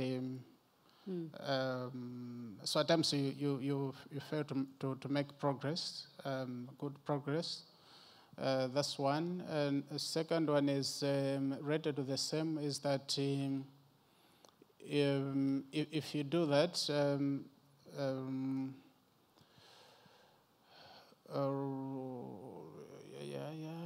yes, because you're still sticking to your sector, and you don't want to, I think, appreciate and support the champion, the coordination or the coordinating, maybe secretariat also, or focal point. I think that's a key challenge, like in Malawi. But for the positive side, we have, as other countries have, Burkina Faso and others, we have a multi-sectoral national technical committee on climate change, and it has the government representatives, we have the academia, civil society, they sit in the committee. Then we have also a steering committee which have permanent secretaries, and some representatives from the development partners. And even at the National Technical Committee, in the National Technical Committee, we have also technicians from the UNDP, from the FAO, from the World Bank. We sit together at the National Technical Committee, and we look at programs and projects, and then recommend for approval by the permanent secretaries and the maybe country directors of FAO, World Bank, etc. I think that's a positive development that we have. And of course, we use the national plans like National Climate Change Investment Plan, etc., which are owned by all those structures and development partners as well. Thank you. Thank you very much. I think we heard one other experience. Yes, Ditas. Sure. Even if you're not a former government, you still have a... Thank you very much, Mina. Actually, we have a national interagency coordination called the Philippine Council on Sustainable Development since 1992. And all of these are on interagency level, highest ministerial level participation. We even evolved our own Philippine Agenda 21. And all of this, including international negotiations, are treated at interagency level. So we had our interagency climate change commission, interagency climate change coordination. We had one for biodiversity, all of them, and all of them are headed at international level. The problem is that, you know, when you're dealing with an interagency, when you're dealing with that, the problem is mainly political. The political problem is that every 4 years our government changes. Ministers change. So they also change the focus of the attention, you know. What doesn't change and what stays stable are the technical level people. But the technical level people, when they reach a certain stage of responsibilities, are also subject to political pressure. That's one side. On the support side, you must know, especially insofar as, let's say, financing is concerned, and I'm not only talking about climate change financing, which is, of course, has become very much a part of it, but also development financing, because like I said, this is an interagency mechanism that looks at the sustainable development agenda of the Philippines, is that frankly, I'm retired, so they cannot fire me anymore. But we are under pressure from multilateral financial institutions. You know, our Department of Finance will be pressured by, let's say, well, I'll say it, the World Bank to do certain things so that everything. Listen, I think it was Fred who said, this is business for them. It's business. It's big business for the consultants, for the institutions. I have one of us here, I don't know if he's around in this room, was thrown out of the negotiations because he had a PowerPoint presentation which showed that at one specific or several specific year, the World Bank was actually taking in more from repayment of loans than from disbursement of loans. And this is true. So of course they don't want us to have direct access entities. And that has prevented us, you know. So support has done that. In fact, well, I could see this because they were even brought before Congress to say, why are they saying that the Philippines cannot have a national direct access entity, a national implementing entity for the adaptation fund? And that is the difficulty, and I will tell it to you, my friends, because you probably, for some reason or another, will not see me anymore. But the thing is, that is the problem the GCF has. When you are accrediting multilateral financial institutions ahead of direct access entities, these multilateral financing institutions will go to Kamal, for instance, and say, Kamal, what's the problem? You can access GCF funds through me. So why are you accessing it through, you know, why do you need a direct access entity? And this is the reality of the situation. So that really affects also the interagency coordination that is taking place. So thank you. Thank you very much. Yes. We are on question 1. We have to end at 4:15, unfortunately. So, yeah, no. I will give a chance. No, please. Yeah, but I am afraid that the more we talk, the less we'll be able to go to the other 2 questions. Thank you very much. I will be short. Just 2 comments. First, the means of implementations in order to maintain the national coordination. You will convene a meeting once, 2 times, 3 times. If you don't provide fuel, you see per diems and so on and so forth, you are in problem.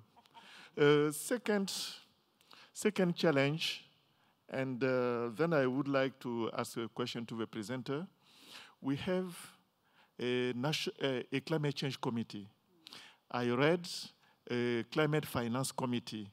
We will have something maybe in adaptation, something like that. So it's a very huge variety of committees in the same country. So the coordination of all this. Is it the national focal point?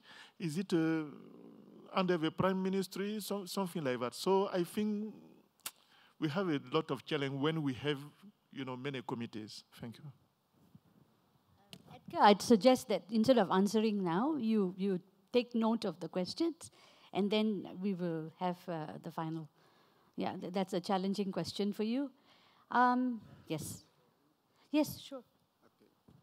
Thank you. I want to thank our colleague from Colombia for his experience. I think it is very interesting. I'm interested to know what is the content of your climate change law. If inside this law, you have some kind of institutional arrangement which can promote or facilitate the coordination among the different stakeholders in your country who intervene on climate change issue. I want to understand more. Thank you. Thank you. Okay. So we heard about political impediments. You have ministers change, technical people stay, but then the issue of continuity is a problem.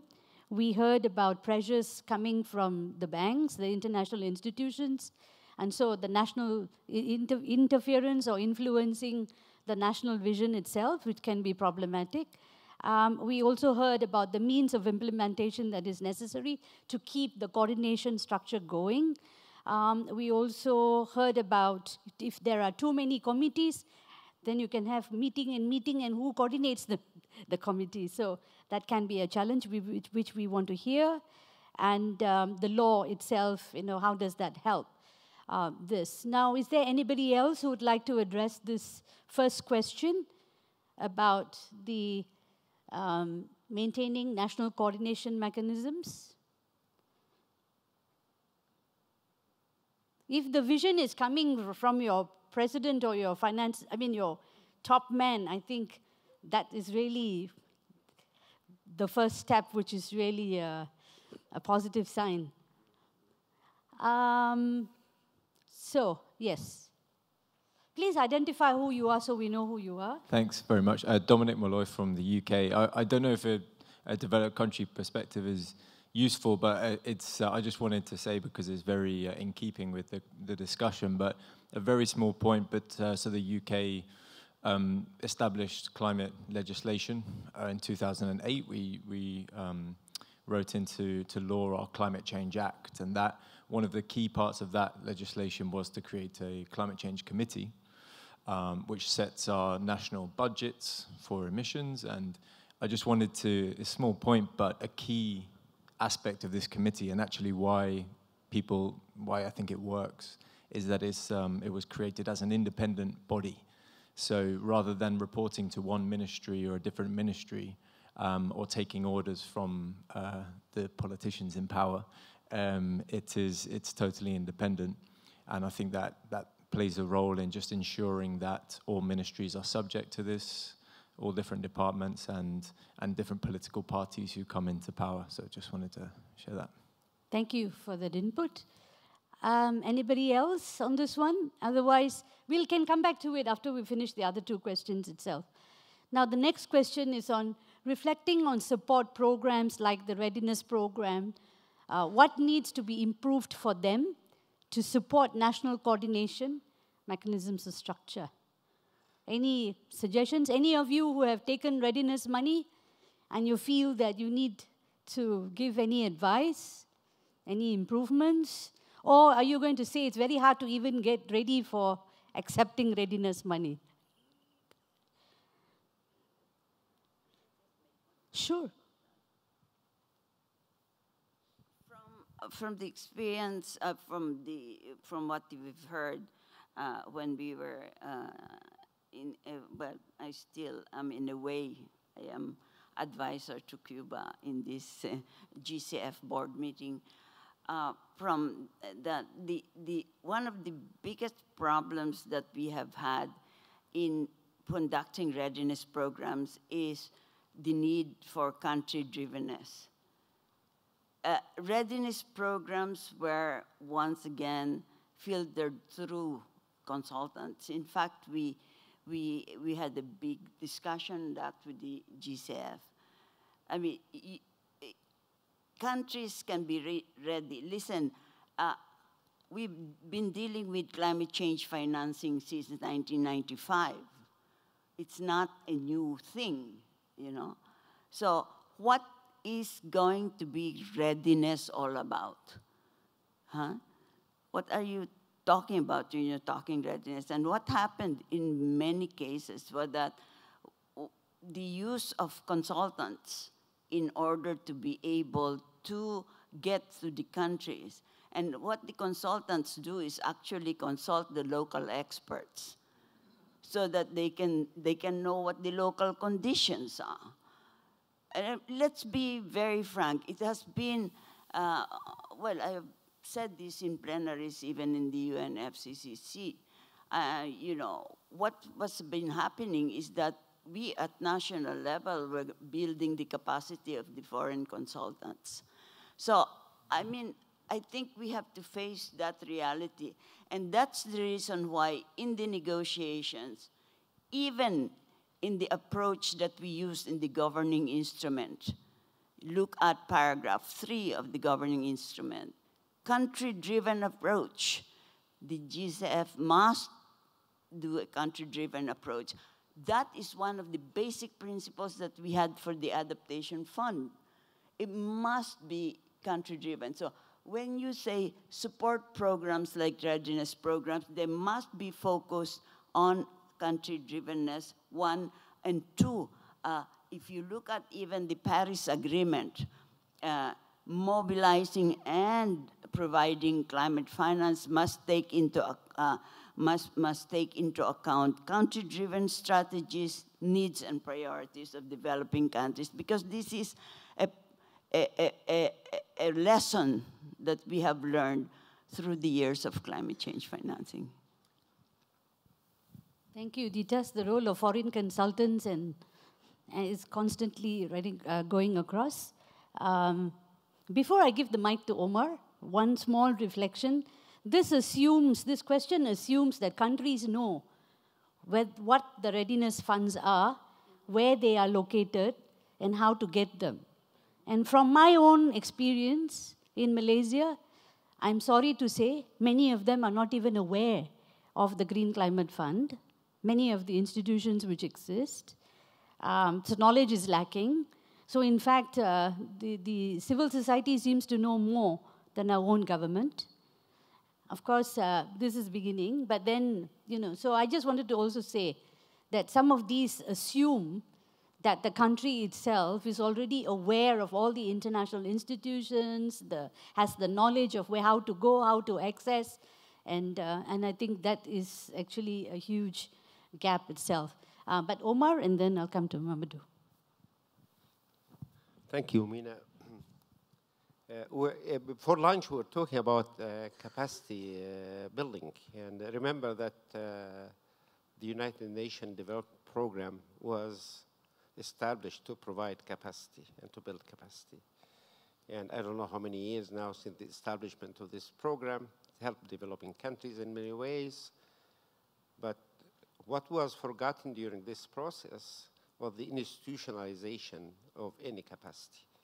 This is why the issue of foreign consultants come in, because the capacities, new capacities, were not incubated, were not institutionalized, and institutionalization will take nothing less than our colleague from the UK said, that you have to set up a structure with its own legal personality, so the staff would not be subjected to changes in governments, or I get my cousin or my nephew or my girlfriend to work there, and when I'm kicked out of the government, everybody is kicked out also. So this is sine qua non for the success of this. Bearing in mind that this is not a transit fund. You have to count on this fund staying for years to come. So if you don't start now, and the way to start for any country, I don't know how many of you read the decisions of the board, because we are in the board to defend the interests of developing countries, just as much as the developed countries' interests are defended by their representatives in the board. Details will remember that it took a miracle to get the no objection procedure included in the governing instrument. It took even more miracles to get the juridical personality of the fund included, and the trade-off were that we conceded to have private sector facility without understanding what it actually meant. Okay, we still, even after this is my 6th year in the board, we do not understand why we have private sector facility in the Secretariat.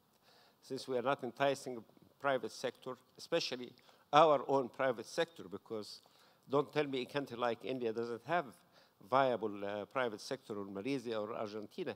All these countries, they have very active private sectors. They understand the laws of their countries. No politics involved like the foreign private sector. They impose what they want to impose. So my advice is to do the following, is to read the no objection procedure, this decision of the board. And I'll tell you in a minute why you should read it and understand it.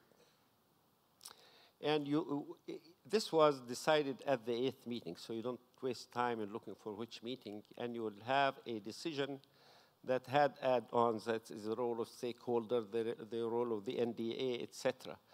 This is a very important decision. Why it is important? It will strengthen your hands when you talk to either a staff member in the Secretariat or a consultant of the Secretariat, or, and you have to be very careful with this, the so-called service providers. Because the service provider, I don't want to say anything bad or good about the service providers because I don't know them, okay? And I don't know how they are contracted. And I hope they are contracted the same way the accredited entities are accredited. Of course, with this stringency in order to make this easy. You have really to believe that if you don't think that the foreign consultant sent by the service provider is good, you have to insist on seeing the CVs of these consultants. If you have the national expertise, don't accept it. Do not accept it. The board approved money to help you.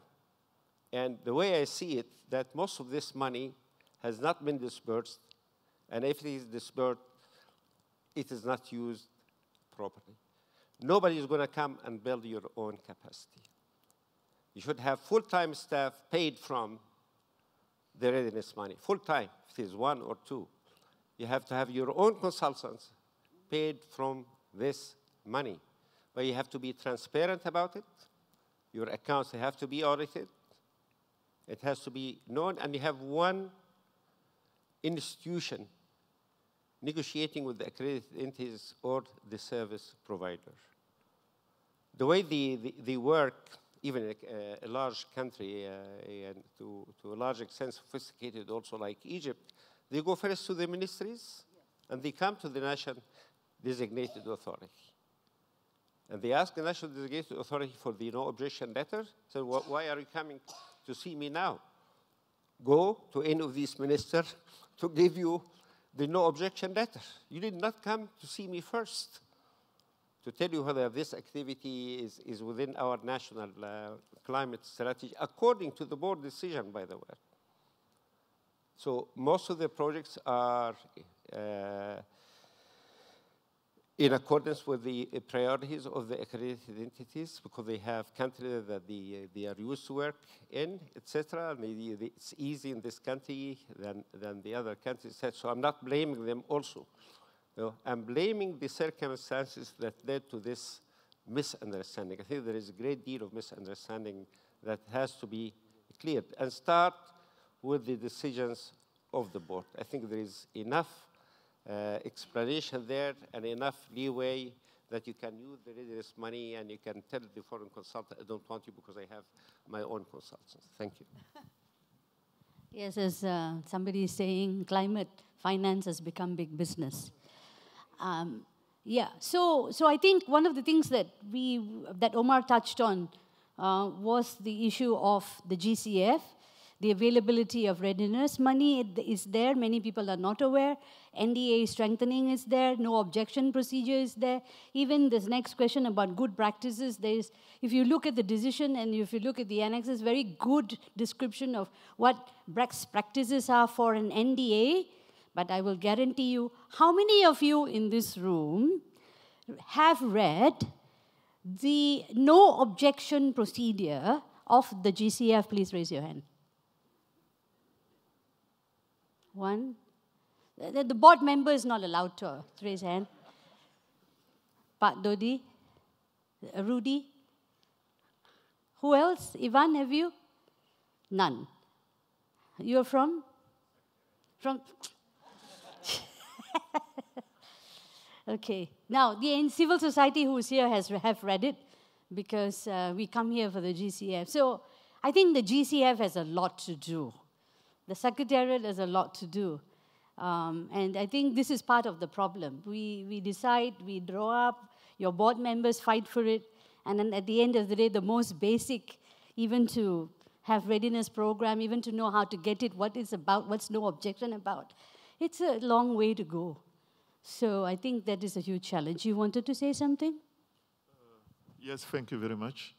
If we assume that the readiness program does not exist, we have 2 or 3 options. First, to advocate for the national budget, having money, and organize, initiate workshops, seminars for private CSOs, NGOs, in order to share the information you have. This is one of the responsibilities of the focal point. Secondly, you just try to manage without any financial resources to organize those seminars or workshops without taking too much time to provide coffee break or lunch, something like that. I also know that in the recent past, Jeff also allocated a very small lump sum to GCF, Jeff Operational Focal Point, to organize country dialogue. I think these avenues also could be, seized in order to see how we can organize national consultations with stakeholders. This is what I can say, but really the responsibility belongs to the focal point. Whether or not it has some financial resources to inform the national stakeholders. Really, it's a very big challenge. Thank you. Okay. We'll go to the next question. What are some of the good practices in overcoming the identified challenges? Ensuring commitment from the Finance Ministry as well as Environment and Planning Ministry to enable mainstreaming. Now, it seems to me that this question is, if you take a run, this is a question for 400 meters instead of the most basic steps. Ask Lando. I'm not putting these questions. I'm asked to guide. But I think they are important questions. But I think the point here is that what we are seeing is there's a lot of assumptions. We all know that, like from the earlier discussion, that we do need a law. We do need institutions which are enabled right at the national level, which is what the Colombian experience showed, right from the top, where you have already a very clear direction. And that enabling environment, I hate to use that word, I will drop it, I hate the enabling environment word, but it's actually about ensuring that there is that ecosystem which allows these to happen, And then many of you are stressing the focal points who are actually linked to the GCF or the NDAs, who have a lot of work to do, but they themselves, I think, are not even aware of what their responsibilities are. I'm sorry if I am saying this, but I know for a fact in some of the countries this is the case. So there's a lot of lack of awareness or other barriers which are there that are not enabling the institutions to tap the resources that are available to make sure that that national coordination mechanism or improvements actually happen at the country level. And Joanne, I think in the early morning presentation, the early afternoon presentation already laid out that whole landscape of the culture, the context, the politics. And so it's a lot of challenges. But I think the most important thing, and I don't want to dominate the conversation here, but I hate to use this word, but again I will use this word, this whole thing about champions in your own country. Some people who have to become champions of the GCF, or some people who, I don't know, some of us are getting very worried, can we champion the GCF? But, at the moment we don't have a choice. But I do think that we do need people who are actually beginning to inspire, motivate, do whatever it takes to make sure that this happens at the national level. So, would you like to respond to some of the questions, Edgar? Okay, thank you for the questions. On if too many committees, somehow yes, because, for example, the Climate Finance Committee is one of the at least 4 main committees that has been established under the climate finance system, because we have the information, we have a technical committee, we have the foreign affairs committee.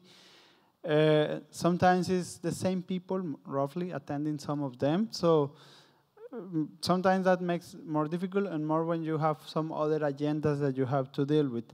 So what we are trying to do is at least to streamline and coordinate agendas.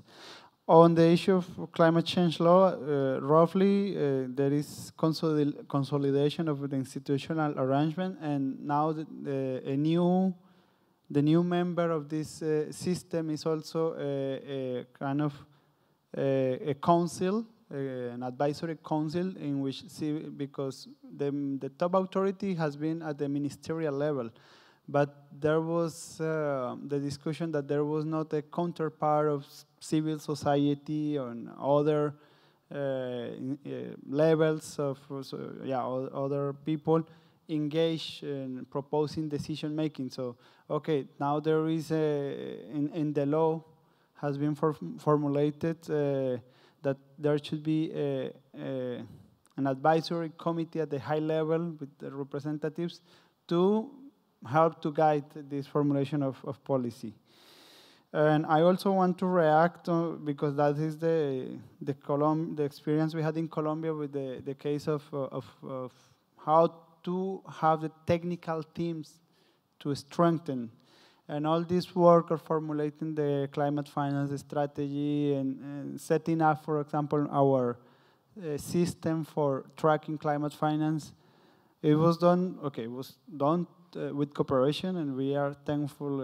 It was a readiness from the German government and operated via UNDP, UNEP, WRI. But the condition set by the government was very clear. We want the working teams here embedded, working at the ministries. They will have here a desk. I don't want flying in, flying out people. And that really help really to engage in the work, because then when you have people on daily basis, it's this capacity that allows really to relate, to create a network, to engage. So that is really a best practice. And when you're writing, in this case, your readiness proposals, and you are engaging your delivery partners, please make sure that you have this kind of language written, that the person must be there, because that's the only way with these capacities that you can push for some outcome. Thank you. Anybody else wants to say anything else? Kamal, you're very quiet.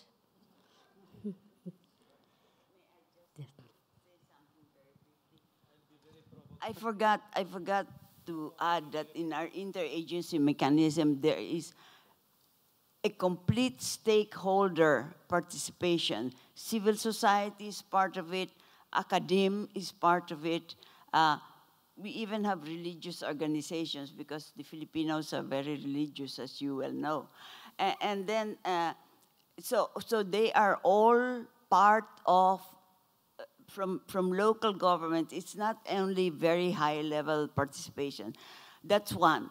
Second thing, on the last question, and this I find all the time, mainstreaming. That's why I ask who asked that question.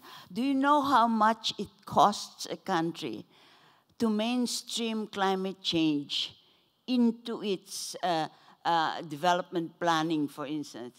Ask agriculture alone. Mainstream climate change in fisheries, in livestock, in agriculture. It costs so much, and then it becomes a condition for financing, that you will get financing if you have mainstreamed it.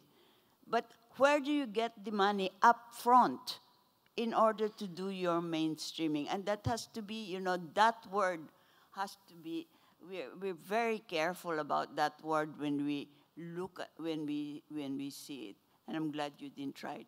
Thank you. I'll go have a word with Lando. I'll warn Lando. Okay, yes. We are supposed to also do some collecting words, yeah, in a short while. Thank you. I'll be brief. In terms of the last question posed, in the Latin American region, we've found out that even if it seems something obvious, sometimes we do not properly register what we are doing. So in terms of coordination, and particularly taking into account the political cycles and the changes in administration, sometimes good practices in trying to coordinate better or to maintain these type of systems are not properly archived or registered. So when there is a change in government, sometimes the new government has to start all over again, and most likely they will repeat some of the mistakes from the previous experiences. So even though it seems obvious, it's something important. And also in terms of having clearly defined the roles, particularly when you have this type of arrangement in which you have different committees, and sometimes it's the same people, but sometimes it's different people coming in and out of these meetings. It's helpful to sort of define clearly the roles of the different ministries and the different agencies, and also for the other stakeholders, such as non-governmental organizations, civil society organizations, academia, the private sector, etc. Thanks. Thank you. That was very helpful. Shall we go into this? What am I supposed to do now? This word thingy? Where's my friend from the Secretariat? Yeah. Share, and this is supposed to help me in my remarks. So, share 3 takeaway keywords that would describe this breakout session. Wow. Okay, I'm going to make this democratic. So we'll take this group, and this group. So we'll have 3 words. This group. Yes, Mr. Sethi, Dr. Sethi.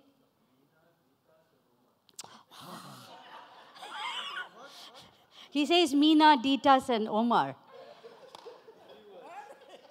How can the Standing Committee on Finance have a report which says that the 3 takeaway words are that? Come on, please be serious.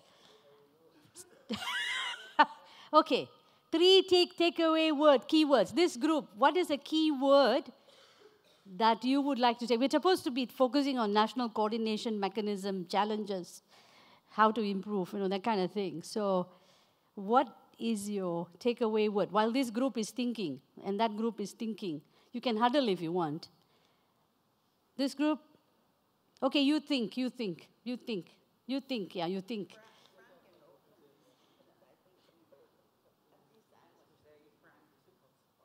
Okay, all right. You mean this breakaway session? Dita says, and see, tell me whether you agree. From this breakout session, 3 takeaway words: frank and open.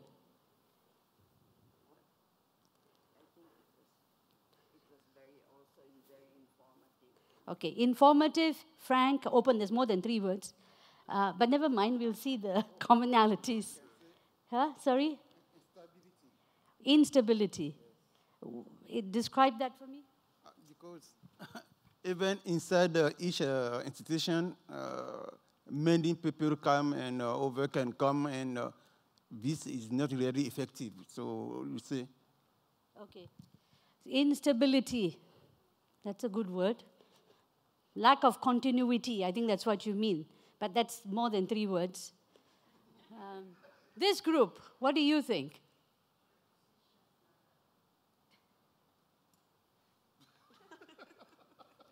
I'm going to give a chance to this young go here. And then you. It's hard in 3 words, but I was thinking... You're from Portugal, right? Yes, I'm from Portugal. Participation, it's one of the words that I saved from this session, mainly from the interagency example that Benedita gave. Any of you want to help me with other words? No, there's somebody from the back there. I was mostly volunteering to save my colleague over here. But no, one for me, maybe ownership or something to capture this theme of the issue of foreign consultants. That's been kind of cross-cutting and definitely a big takeaway for me to think about. Country ownership. Country ownership, so yeah. Oh, for me, I thought it was more country-drivenness because we've been talking about that so much, and we in the national region should do it. So, yeah. So, country-drivenness. I think we can have a big debate. Ownership and drivenness. Yeah.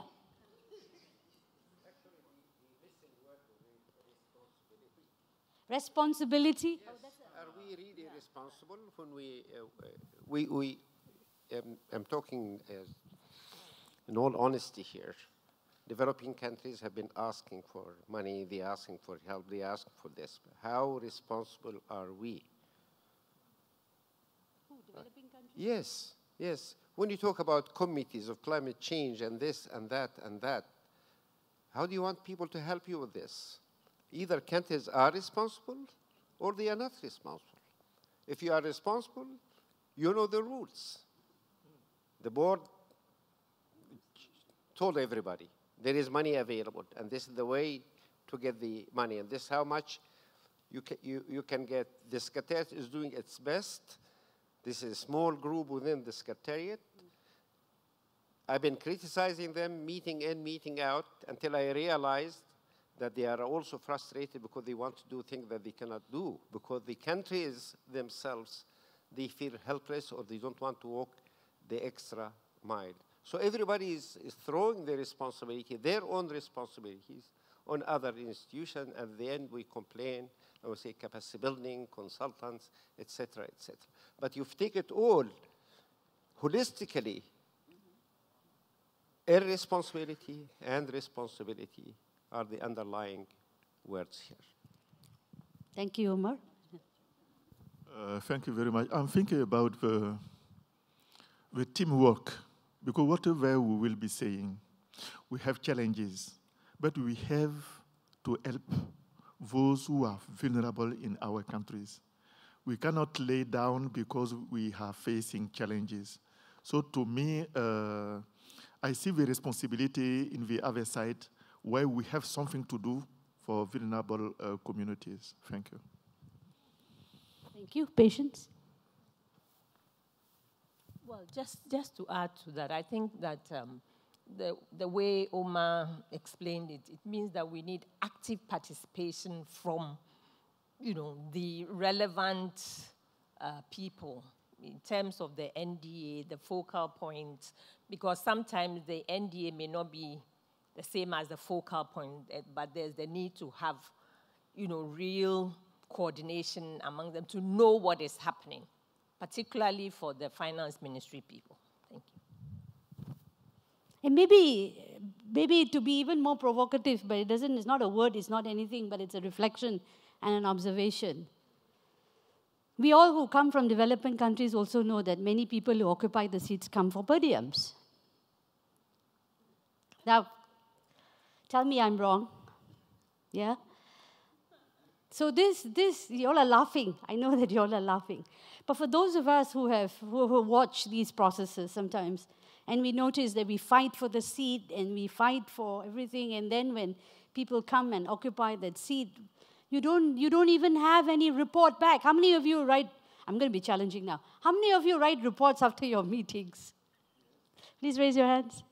Wow, great. I take my word back.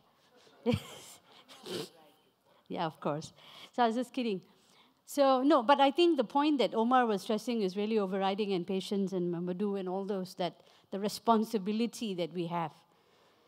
Very, very key. It's very, very loaded. And to what extent do we actually take this? Because if we are really going to be the champions who are going to drive this process, then we have to start with people who are in the know, so they make the know, those who don't know, and so that we do what we need to do. Wow, instability, coordination, ownership, participatory, accountability for people, country. What is cupidity?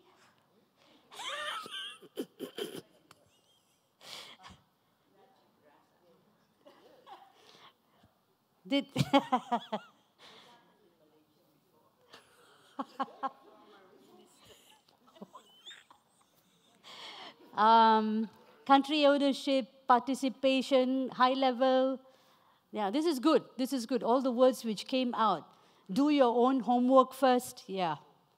Good. Do you all like those words? Except I don't know what's cupidity, so. I know what Cupid is. Loving climate finance. Okay, that's a new one. Okay. Sorry? What? You Googled cupidity? What? Greed for money or possessions. What? Greed. Wow. How many of you knew that the word cupidity exists? Please raise your hands. It's in French? You like a lot of money, and every time you... The love of money. Yes, you love for money, and you do yes, corruption. Okay, the love of money. Okay, now I understand. I learned a new word.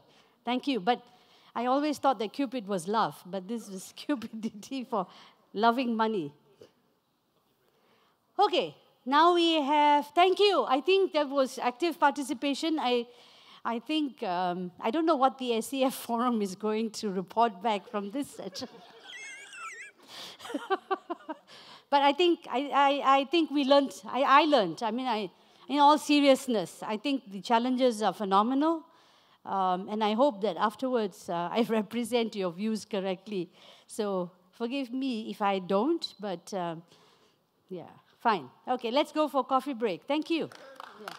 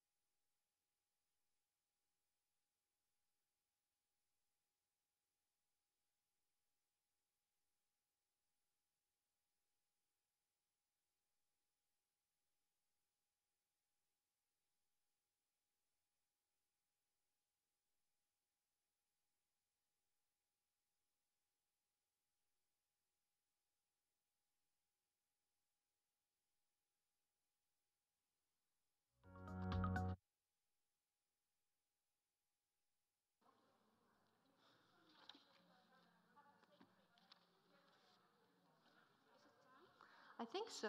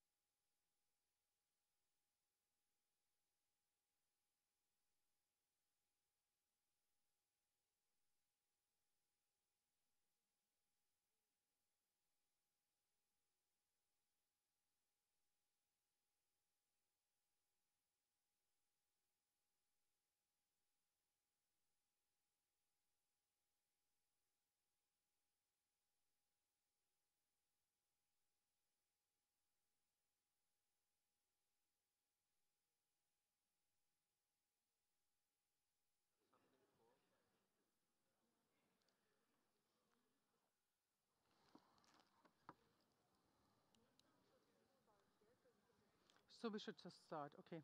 Can I invite you guys up then?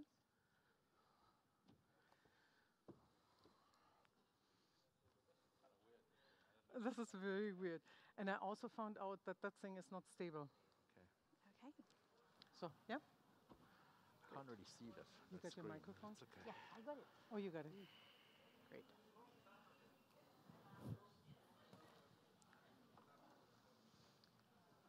Okay. Hello, everybody. We are about to get started in what is our last and surely extremely exciting report back from the last set of breakout groups. And I, for one, am really excited that we are doing that because it focuses on what I would think are often very neglected aspects of the climate finance discourse, particularly when it's led on the international level, as it goes to the challenge and to the question of country coordination. How do we do it best? How do we ensure that we include a wide set of stakeholders and not just in performer consultation, but in thorough participatory engagement? And lastly, how do we break up the understanding of the private sector not as a homogeneous group with a lot of focus on raising gigantic sums of money from institutional investors, but actually looking at the other side of the spectrum, namely the micro, small, and medium-sized enterprises that in many developing countries form the backbone of the economy, and that if we have to have a lasting transformation, are the ones that need to be brought along for the transition towards a low-carbon and climate-resilient future. And of course, we want to do that in the context of sustainable development. We heard it throughout the discussion how important it is not to talk about emissions reduction and about adaptation, addressing resilience, creating insurance system, risk guarantees, but actually bringing people along in a way that guarantees their livelihood, their chances of development, and their chances of betterment. So this is why I'm really excited about hearing from our discussion leaders about their experience in the 3 breakout groups that we had. And I want to introduce them really quickly so that you know who they are and what they have been dealing with and working on in their respective breakout groups. So next to me is Mina Rahman from the Third World Network. She had, I understand, an extremely lively engagement with a lot of you here on national coordination mechanisms, the way they function, their experiences, and how we can make national coordination better. Then we have Tara Daniel from the Women's Environment and Development Organization. She was actually leading a discussion where from civil society, Helen Magata from the Tepteba Foundation reflected on the role of including a wide set of stakeholders into actually determining what are good approaches to climate finance, how should we design climate projects, and how should we implement them. And in Helen's case, it was particularly the experience of indigenous peoples that was brought to the fore. And last but not least, and Richard did mention that this is a very gender imbalanced panel. I said balanced. I said it's balanced. He said balanced. I said it's balanced. So he was humble. He said it was balanced. Richard actually chaired a group that was looking particularly on how can we deal with engaging micro, small, and medium enterprises after a case study that was put forward by Benedict Libanda from the Environmental Investment Fund in Namibia. So great topics, very important, because as we said, ultimately, it's not just about raising and mobilizing finance, it's actually guaranteeing that we have a plan on how to actually make the financing benefit the people on the ground, and not just going through national governments, but actually reaching the communities, reaching marginalized people, and reaching the citizenship overall. So let's start out with Mina. I'm very curious to see the results of your very lively engagement on country coordination. mechanism, and obviously coordination, not surprisingly, features very, very prominent, but also instability. Maybe you can explain a little bit how some of those words came about and what the discussions behind were. Before I go into the big words, the small word, how many of you know what cupidity is? Please raise your hand.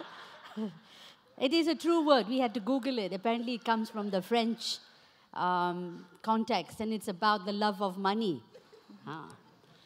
We learned something. Now, it was a very interesting discussion, breakout group. I think Bernadette has actually said it was frank, open, honest, sometimes too honest.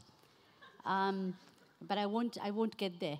But what's important, I think, was that the question that was posed to us was what were the challenges and experiences in maintaining national coordination mechanisms or structures.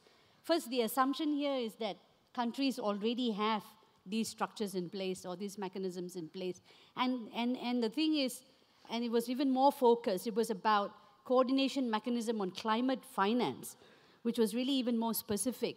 What was interesting was that we had the Colombian case study, and I think many people benefited from that presentation, because what it did show was that, to cut the, I can't take a lot of time, but Edgar's presentation actually provoked a bit of a discussion, and what was clear from that, they had a climate, from a presidential decree to a climate change law, right into, starting from right at the top, to have institutionalizing and formalizing of this vision, which then has a national coordination committee, which also has climate finance as part of that. So in that sense, I think it was a useful understanding of what was that enabling system and trying to coordinate and get all that institutions working together, including even with some of the development agencies like the FAO and the UNDP and the others. So that experience actually also showed us that there were other countries. So first, not all countries are at that stage. We had experiences from Malawi, we had experience from the Philippines, we have Indonesia, but some of them actually were talking about interagency coordination mechanism, not specifically on climate finance, but on climate change itself. And so that was interesting. So you do have a variety of how coordination happens at the national level, but you also have countries who don't have any mechanism at all. And that was a recognition that we need to acknowledge. So in this context, maybe for those who have the coordination mechanism, whether on climate finance or whether on climate change as a whole, what was interesting was that instability, the point about people coming in and people going out. A lot of them is actually government agencies. They are there for a while. They have the capacity. They have the knowledge. Then they leave the institution. Somebody said that actually you don't even archive this information about best practices or the knowledge. So what do you pass on? So that itself is a huge challenge. And then you also do have concerns around the fact that do we actually have the technical capacity to support? So you may have ministers or high-level senior governments, appointees who leave, but do you have a continuous institutional technical support system which will continue to remain even when these other people leave? So I think that was one important element which was posed. But I think one of the biggest, so coordination was key among all of them. But what was key, a word which I don't see reflected there in a big way, which was actually quite big, was the issue of responsibility. And I think the point here that was raised was that in relation to, say, the GCF and the NDAs, the National Designated Authority, and the focal points, they have a huge responsibility. And the point about, are they aware of their responsibility? The decisions, we asked how many people have read the decisions of the GCF. Very few raised their hands. How many people know about the no objection procedure? Very few people know. How many people know even about the GCF? Very few people know. So a lot of challenges there in terms of the knowledge, in terms of that. So the NDA, the focal point, it's a huge responsibility, and even being maybe the prime mover of some of this mechanism. And the one other point that I must say, that even when you have a national vision, when you begin to engage with the MDBs, one of the challenges is the MDBs come with their own agenda. Or even when the service providers or whoever they are, they come with their agenda and they don't recognize the NDA, or they don't even pay attention to systems that exist, but go and have other channels and so on. So the country-drivenness, country ownership, and we've constantly heard about that. So I think these were the key points that came through the discussion. I'm not doing justice to all that was discussed, but we can discuss further. But I think these were the challenges that were posed. Opportunities are there, but a lot of crossing to do. On readiness program, many people even didn't. The question that was posed to us was readiness programs, how to improve them. Some of us were saying that assumes you already know there's a readiness program, that you know how to access it, and you know how to benefit from it. So that itself is getting from this step to that step itself is a huge gap. Great. Thank you very much, Mina. And I think it's really important. I'm pretty sure she did do justice to the complexities of the discussion. But it pointed out that actually countries are at all over the place along the spectrum of having very sophisticated presidential decree issued country coordinating mechanism, usually related to climate change, or even more sustainable development challenges more broadly, with a look at climate finance. And sometimes the focal points or the NDAs are even not quite sure for what kind of system they are support to provide the interaction and the liaison with existing climate funds. And this is obviously a big challenge. And we hopefully have a chance to talk about some of the support measures, support programs, and ways to improve that when we are going on in a discussion. But I want to pick up on the notion and the word that you said is not maybe sufficiently, no, it is in there, on the country-drivenness and the country ownership. And the question is, what constitutes country-drivenness and country ownership? Is it what the NDAs determine? Is it a much broader assessment? Is it priorities that are set by one leading ministry within a government? Also, how do we determine what country-drivenness and country ownership is? And how can we ensure that this is not interpreted in the most narrow sense possible, meaning you sign a letter of no objection by the NDA and focal point if he or she knows what a letter of no objection is, but we actually really look at it much more comprehensively. And I think maybe if Tara shares with us some of the discussions on stakeholder engagement that they had in their breakout group, some of the challenges and experiences there with engagement, that could help us think along the line of what is really country-drivenness and how do we make sure that we put forward also on the engagement and the understanding of at the international level the most comprehensive and the most forward-looking notion of country-drivenness and country ownership. So Tara, maybe we can look at your cloud. Absolutely. We had a really rich conversation in our discussion, but it felt like the beginning of a conversation, and that's, in fact, really reflective of the dominant word you see on the screen right now, which is engagement, because we grappled with what is this idea of engagement. We did that in part by defining what it's not. Engagement is not consultation, and by the way, consultation is not equal to free, prior, and informed consent, as Helen, who presented our case study, adamantly pointed out. Engagement is not a check-the-box activity. It's not a one-time activity. And in addition to not just being this one-time activity, it's important to recognize it might be a way of being open to new knowledge, especially as you recognize ancestral and traditional knowledge. It's a way of adaptiveness and being open to flexibility and ultimately responsiveness. So as we think about this engagement, particularly at the national level, which you see on the cloud as well, we did recognize the difficulties there.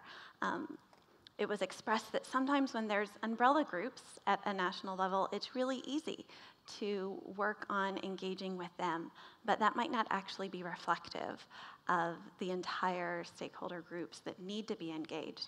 And the importance of doing stakeholder mapping, really understanding the groups and their expertise and the sectors to which they can contribute is incredibly important.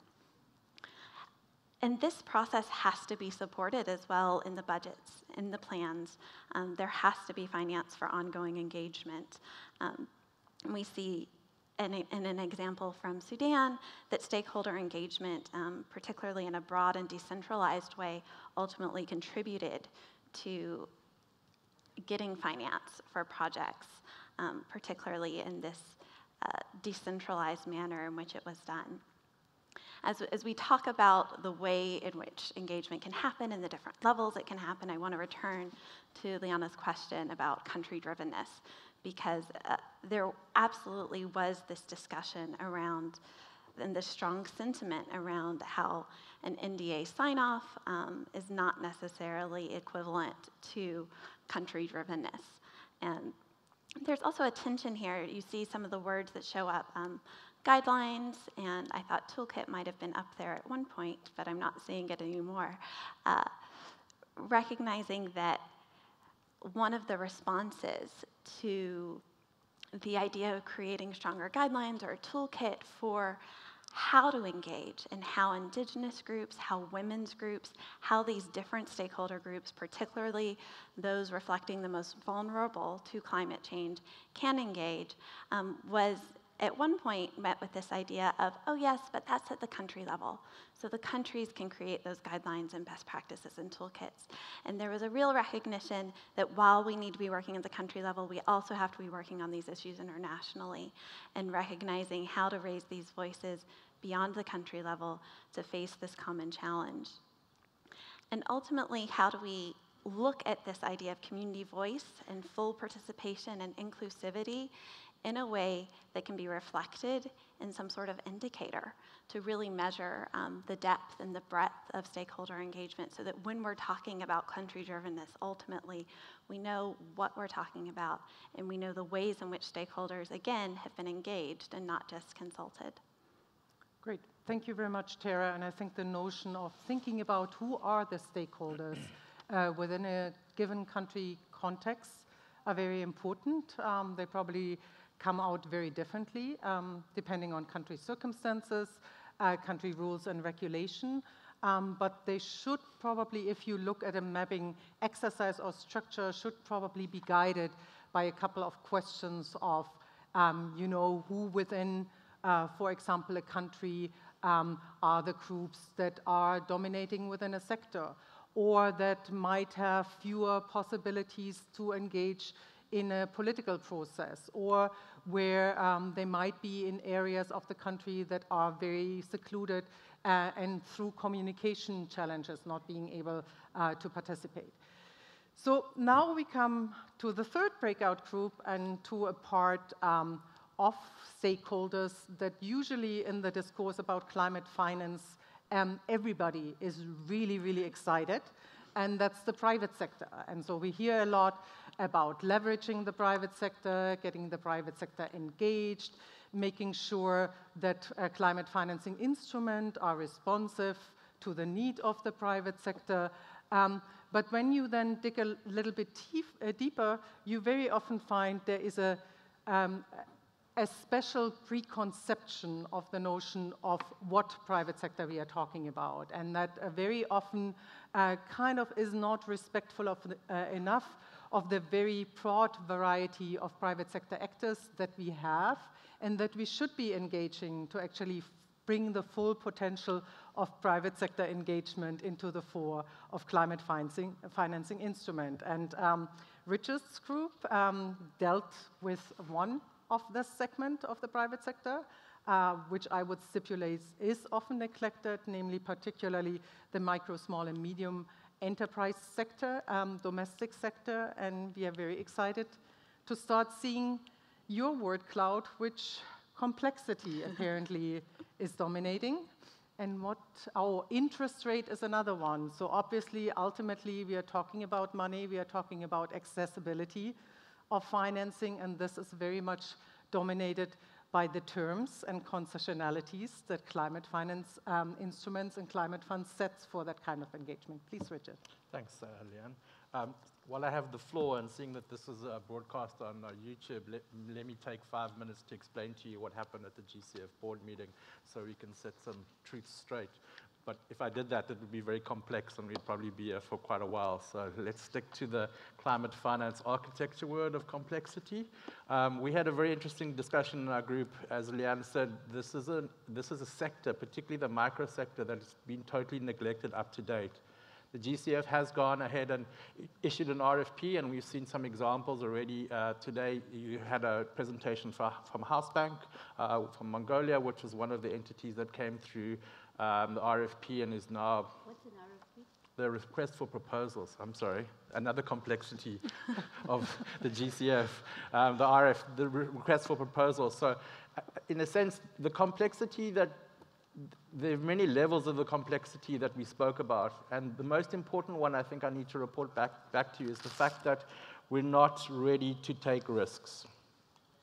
Because getting money down to the local level has different concerns for the financing entities, particularly because there's issues around local currency, there's issues around national banking regulations, and so often what happens is the micro sector or the informal sector, the poor and vulnerable people that we're meant to be helping aren't able to access any benefits of climate finance. It's also complex because most of the money for MSMEs is going through the large players, and while they do have extensive programs there, often a lot of it doesn't really go down to the micro level. It's very difficult to structure lending packages for the local level. One of the other things that came up, and it is listed there, is the matter that we're often not providing loans in local currencies, so it becomes much more complicated for people on the ground to pay back in a dollar currency. So we're not lending to punt the South African proposal that wasn't accepted because there was no discussion on projects. It was about local currency lending, particularly in Swaziland and Lesotho, which are LDC countries, or at least Lesotho is. We also had a discussion around the hurdles. This is another level of the complexity. Often people felt that the GCF process, the period from submitting an idea to it becoming to the board for approval, is a very lengthy period, and in that period, either the actors move on, they seek other financing, or they give up, or the technologies change so quickly or rapidly. We also heard that the other level of complexity is that there is no one-size-fits-all. So what might be micro in South Africa may not be micro, is not micro in Samoa. And so how do you then structure financial support across the 143 developing countries when we're all so different? The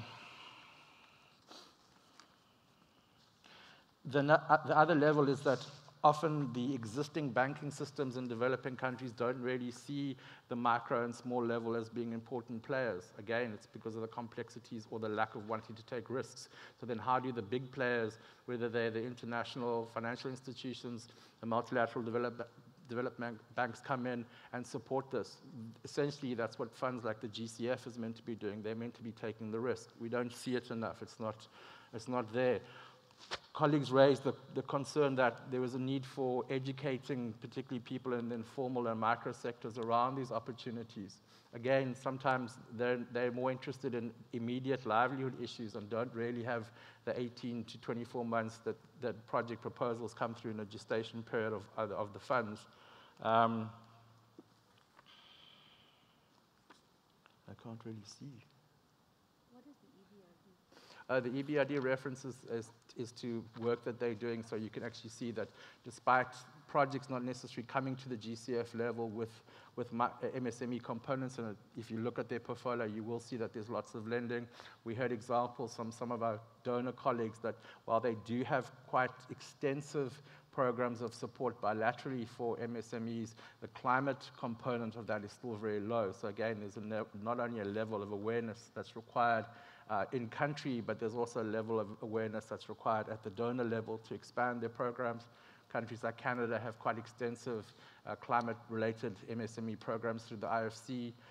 There's also levels at which we're not actually engaging MSMEs that are working through existing multilateral programs to come to the GCF, and there's a challenge there. Maybe it's a perception, maybe it's an information, maybe it's a knowledge issue, and that then relates to how do the NDAs or the GCF focal points identify the opportunities to access money for MSMEs?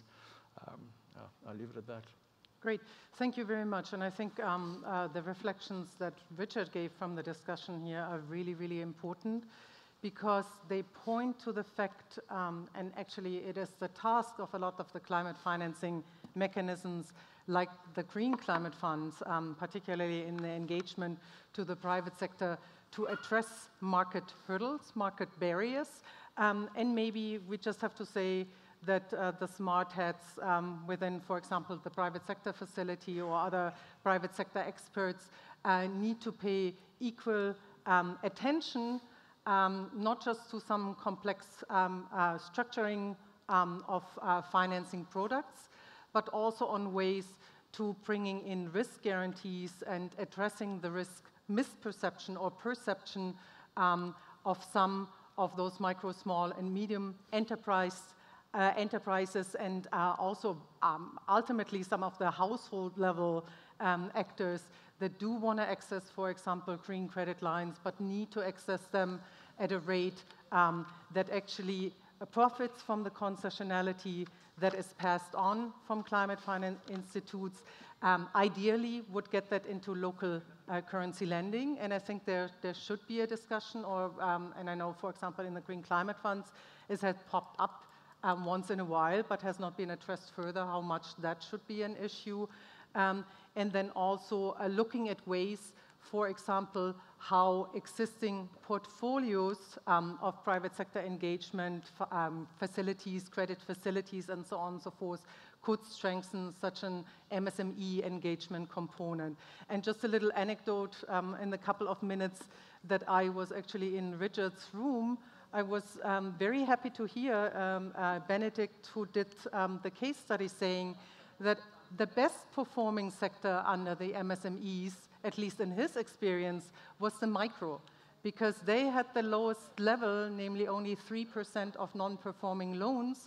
So there is obviously a huge misperception in terms of risk perception, perceiving small actors to be the riskier actors. And again, with so much focus on private sector engagement being on risk-taking, it might be worse for some of the big funds to take bigger risk with smaller actors, and that would include smaller private sector actors. But I wanted to go back, and maybe Mina, we'll start with you. You brought up the issue of readiness, pointed out that obviously not everybody is aware that it exists and that it could help. But I was wondering whether, as part of your discussion, you actually had some good practice experiences or some shared experience that are looking at how particularly support programs like readiness and preparatory support can help within countries with the country coordination task. Actually, I think I covered quite a bit already, and I was actually going to tell you that I would rather conserve my energy to hear the interaction from the floor, because I think because I did cover quite a bit already. So I would save my time for the So why don't we do that, if that's the sentiment of the floor and you all look considerably more awake than right after lunch, then why don't we do that? Why don't we take, use the remaining about 20 minutes that we have and get hopefully several rounds of questions and answers or comments. Please feel free to comment as well, because all of you bring considerable knowledge to the debate. So please. And we have the colleague there with the microphone. And while he's going around, I just realized that I've been horribly amiss. That shows you that my capacities as a moderator are obviously limited, to tell you that the Secretariat will be going around and will be distributing USB sticks with all of the presentations. So if somebody is handing you a stick, do not be alarmed. This is actually some of the information that you want to take with you here from the Standing Committee on Finance Forum. So maybe can we see a show of hands? There is, and I forgot your name, but I'm excited and I know that you are from Chile and I want you to speak. And then maybe some other hands, or are you still all thinking about it? Or maybe you're not from Chile and I got that wrong. I'm sorry. You still are allowed to talk, to pose the question or make the comment. That was not related on a nationality. I don't think it's on, sorry.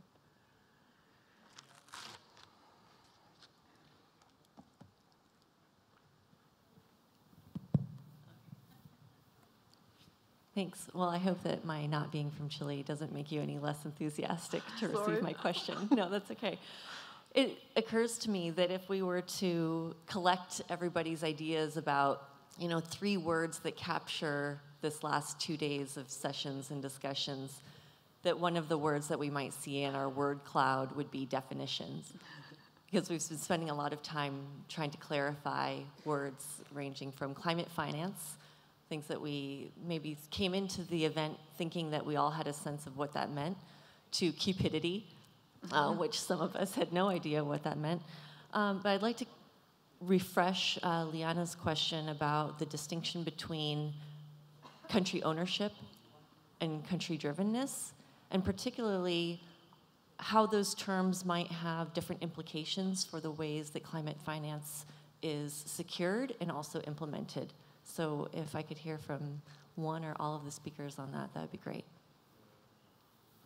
This is obviously a very heavy question. I give the panelists a little bit of time to reflect on that while we are maybe securing 1 or 2 more questions.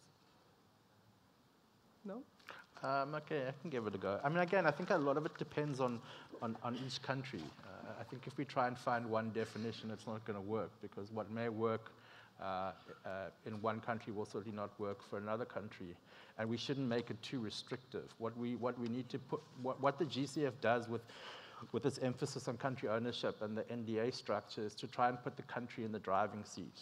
Now, we're not there yet, and we shouldn't be expected to be there because it's complicated.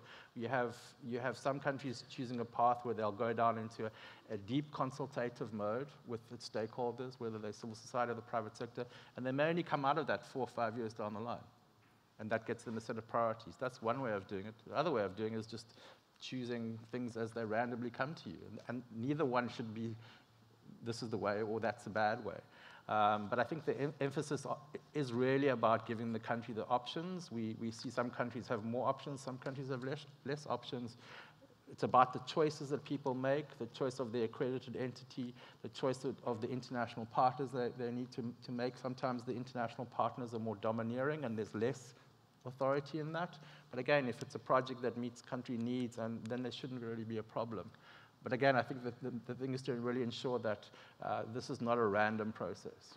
Can I ask you then, maybe as a follow-up, since you started with it, and then I invite the other panelists to reflect on what role, again, a structure particularly under the Green Climate Fund, namely the opportunity, it's not a necessity, but the opportunity for the development of country programs could play.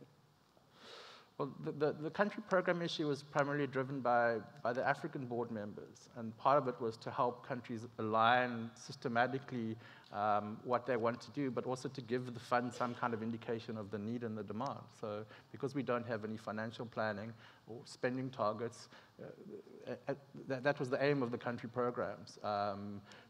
The problem, I think, is that most of the country programs are only looking at an immediate period right now. They're not looking at how do you develop a country program starting today in 2018, going through to 2030.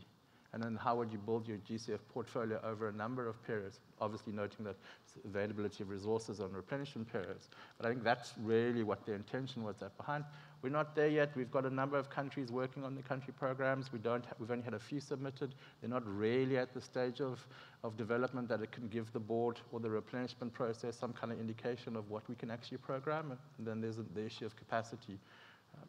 So a multitude of approaches, obviously no right or wrong, many avenues, many options, and the more the better, particularly if within the country, sometimes with more stakeholder engagement and sometimes with less, you can decide, for example, which avenues also to pursue in parallel. You know, you can move forward with some concrete proposals while engaging into the longer-term strategic planning process. Yes, please, Mina. No, just as a reflection, I mean, not just on this question, I mean, on this panel, but I think in the last 2 days, as several people were pointing out, we are going through the same kind of themes, and basically the point being that how do we really incentivize climate action at the national level, linking international processes and resources to national level, and ensuring that the capacity building in a way that is actually meaningful and effective, and engaging with those who actually are at the end of the pipeline. I think the point that I wanted to raise is that, now I wanted to say this earlier, but I didn't do that. But I actually am so proud that we have a new government in this country, in my country. For those of you who haven't been following, we had a massive change of government. And that was due to a huge scandal. And in case you did not follow, please, you can Google 1MDB and it'll come out. It's the One Malaysia Development Board, which is really the worst kind of a sovereign wealth fund, which could have been used for a good purpose. It went completely to a bad purpose, and it's stolen loads of money, and it made Imelda Marcos and Ferdinand Marcos look like angels. So it was as bad as that. But the point I was going, the change of government, you know, why I'm raising that is that for us, there is a new environment minister who is a young 35-year-old woman who has written a book about climate change. And she says, I want to put climate change as a priority. Now, that's a huge opportunity for us. So even when you have, unfortunately, the Ministry of Natural Resources with some of its, some of you know some of the people there who had their problems, but now you have a champion who is right up there. Now, how do we, therefore, galvanize this moment where you can actually inspire, motivate, incentivize? And one of the things and tools that we use, and we say, because you are coming out of a huge financial crisis, we have a $1 trillion debt. That's what the Minister of Finance says. So what we say is, don't worry, we have the Green Climate Fund. We have money there. And we have best practices there. Because what you should do, the readiness program, the NDAs, how do you prepare yourself, how you can get this money, how you can institutionalize, how can you make the national coordination mechanism. You know, we have all the tools there. And so there is a tremendous opportunity, and I'm extremely hopeful that we can engage and we can make that happen, because you do have a climate champion now, and then the law and this and that. So there's a lot of steps, lots of opportunity. But I think the challenge here really is that in the what is really country ownership or drivenness, and I do think that it's not just the civil service, and we all have talked about it. One of the things that we have not done enough is actually tap the tremendous resource that comes from the people who are actually doing this on the ground. Not today, not yesterday. They've been doing it for a while. Whether it's the fisherfolk community who is planting mangroves, or whether it's the farmers who are going to sustainable agriculture, whether it's the indigenous people who have been doing these practices. So there's a lot of knowledge that exists. How do we bring this up? How do we take it up? People don't like the use of the mainstream, but I think there's a huge opportunity that exists. So I'm quite hopeful, because I think the tools are there, but I think the problem for us is that if the GCF is one entity, we're talking about the GCF because it's the home year, we are here at the SCF, but I do think that the idea that we are sending is that the resources, somebody said, even if you have a huge vision and we know the trillions of dollars that are needed to make the shift, I think what's really important is that do we have the resources to help where there are the champions, where there are the institutions, and how can we multiply that? I think that I don't know whether I am relevant, what I'm saying, but I do think that it's everybody's responsibility to make it happen. Great, Mina. Thank you very much. And I wanted to see whether Tara might actually, from her discussion, come in on some of that point, on actually engaging the existing knowledge. Some of it might not be high tech, but a lot of it is proven. We see it particularly in adaptation, in the adaptation framework. But maybe you can share some of the discussion that I know that you had within your group. Absolutely. So in talking about tapping that knowledge and taking it up, we really recognize that as important as country ownership is, we have to link this process of engagement, this process of uncovering knowledge and recognizing its value and finding ways to replicate and scale up these community-led solutions is ultimately about linking these processes to the international level as well. And a very strong point was made in our group that even within a country with an ideal stakeholder engagement process, the perfect, inclusive, participatory, long-term funded process, that even with that happening, if those voices of those community members, and particularly those most vulnerable and living with the most negative impacts of climate change, are not taken up to the international level and are not really informing international cooperation, international policies, international finance, then we've failed to really recognize what stakeholder engagement can and should mean. Thank you. So we have 10 more minutes. I think we should use them. I know everybody is getting a little bit tired at the end of not only a 2-day engagement period here, but for many of us was a much longer engagement attempt within the Green Climate Fund over the course of the board meeting. So can I see if there are some other questions and comments? Thank you, Mark, if you would. Thank you.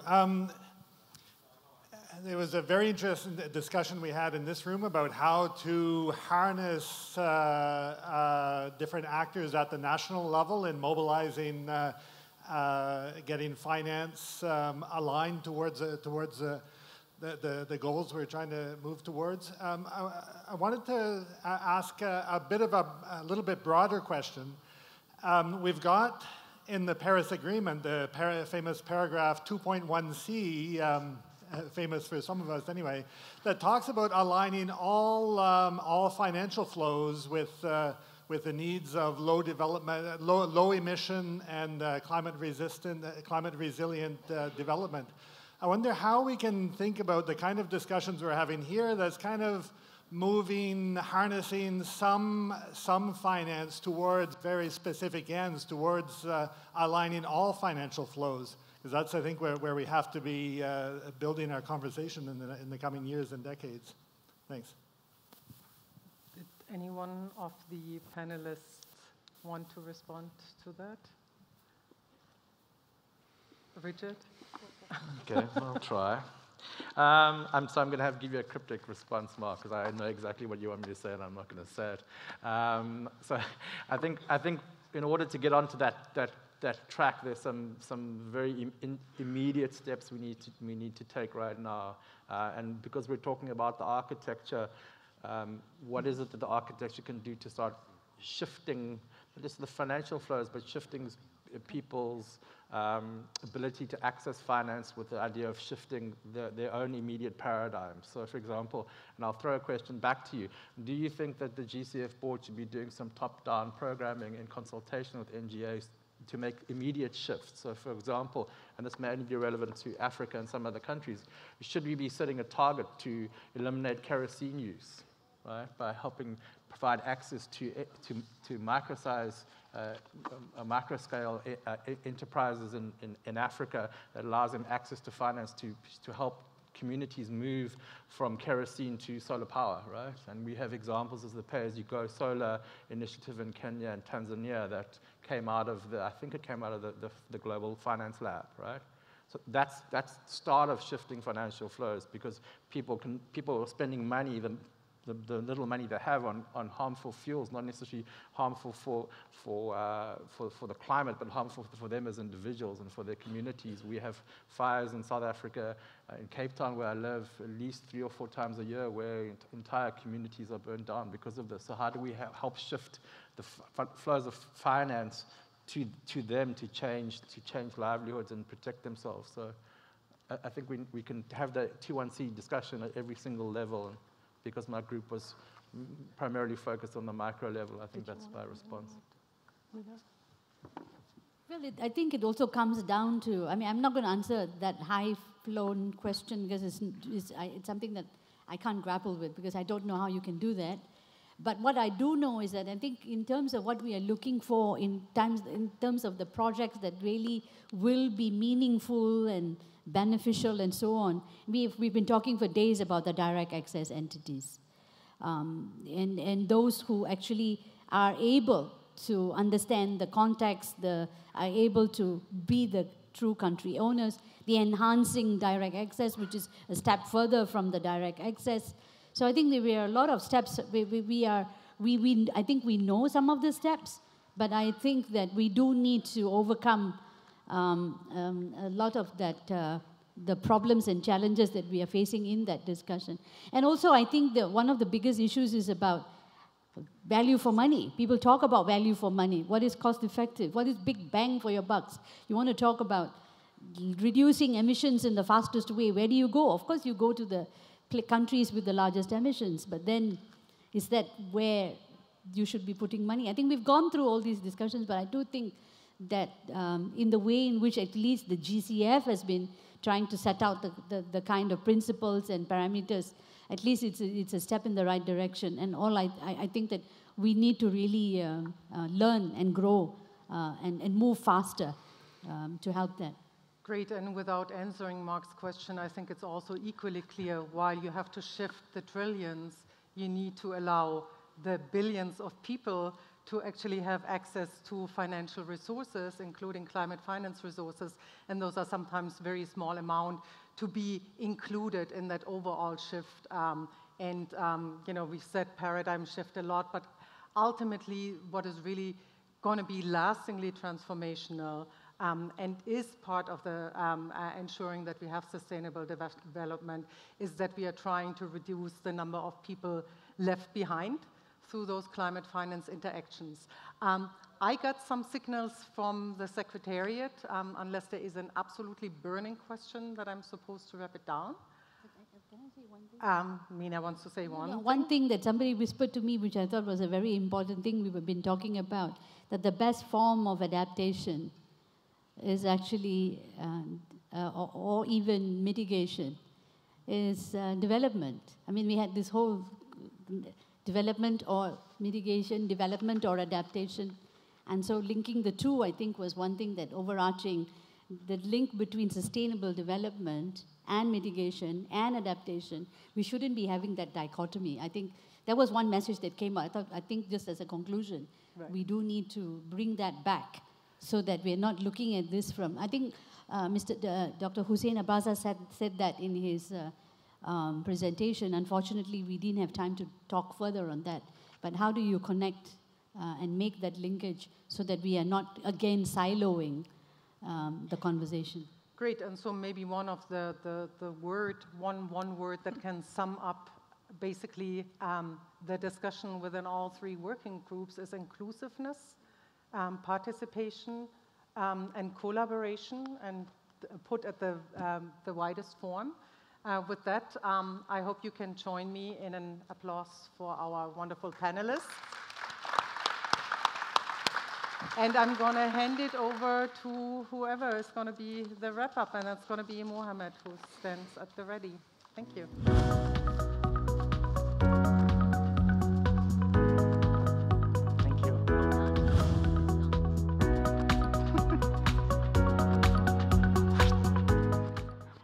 Thank you.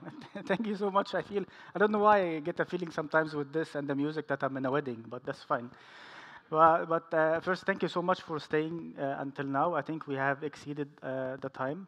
This is, I think, is a good reflection on how interesting and how people are interested in the discussions on climate finance, and in particular what we had been discussing the past 2 days. I will try to be brief and quick because I know that people want to go home. Some people have already left. Others want to see part of Songdo. Some of us have been here for more than 3, 4, 5, 6, 7 days. So I will try to wrap up very quickly. First, we started the forum by characterizing the national and international climate architecture as complex, as insufficient, as evolving, as political, as unpredictable, and sometimes unknown. While I'm sure we have not found solutions in the past 2 days, but we tried, through looking at the different elements of the different topics on the agenda, we tried to identify the trends and the developments and the challenges under the climate architecture, the existing one. We tried to think of how can the UNFCCC funds and other actors have some sort of a collaboration to enhance access. And we also tried to exchange experiences as much as possible to see how can we enhance the access and enhance the collaboration between the funds. If we just take a step backwards, I will try to just recap very quickly what happened on those 3 main elements. When we spoke about trends, developments, and challenges, I think what stood out in the discussions was we looked at the new climate finance instruments. There was a recognition that those are not new elements, not new instruments, but rather how are we going to use them? And the goals of those instruments is a thing that is new. And this is an important element. We discussed the roles of the different actors and how can they align together their policies and strategies with the Paris Agreement. What we agreed on is that the issue of country ownership is a crucial element. So whatever those actors are doing, this has to be in line with the country's priorities, what the countries have themselves identified. Of course, this goes in line with the Paris Agreement and, of course, on the convention. On the issue of the collaboration between the funds, the climate funds, and other actors, I think the issue of simplifying access to financial resources has stood out. This is a very important element. We discussed how can we enhance complementarity between those actors as a way to simplify the process of accessibility. I remember in the discussion that we just had at the GCF board that one of the issues was some countries going to the CIFs with specific projects that it is taking too long there and there is not enough resources. How can they have the same project coming to the GCF while they have different processes? So one way of doing that is how can those funds have to complement each other in policies? The other one we heard was the issue of de-risking of private investments and piloting certain ideas. This was also an important element that came out in the discussion on the collaboration between the funds. And we heard about the areas that needs further collaboration that is not very clear. And of course, the adaptation finance stood out as the main thing and the enhancement of direct access. Again, we also heard of the importance of having clear, targeted policies that are results-oriented, rather than funds that are there just to have a number or have a figure.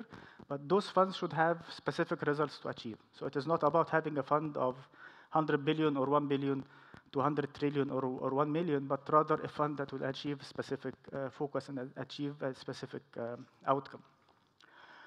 On exchanging experiences, I think one of the areas we learned about countries' experiences in setting up climate trust funds, and that was very interesting.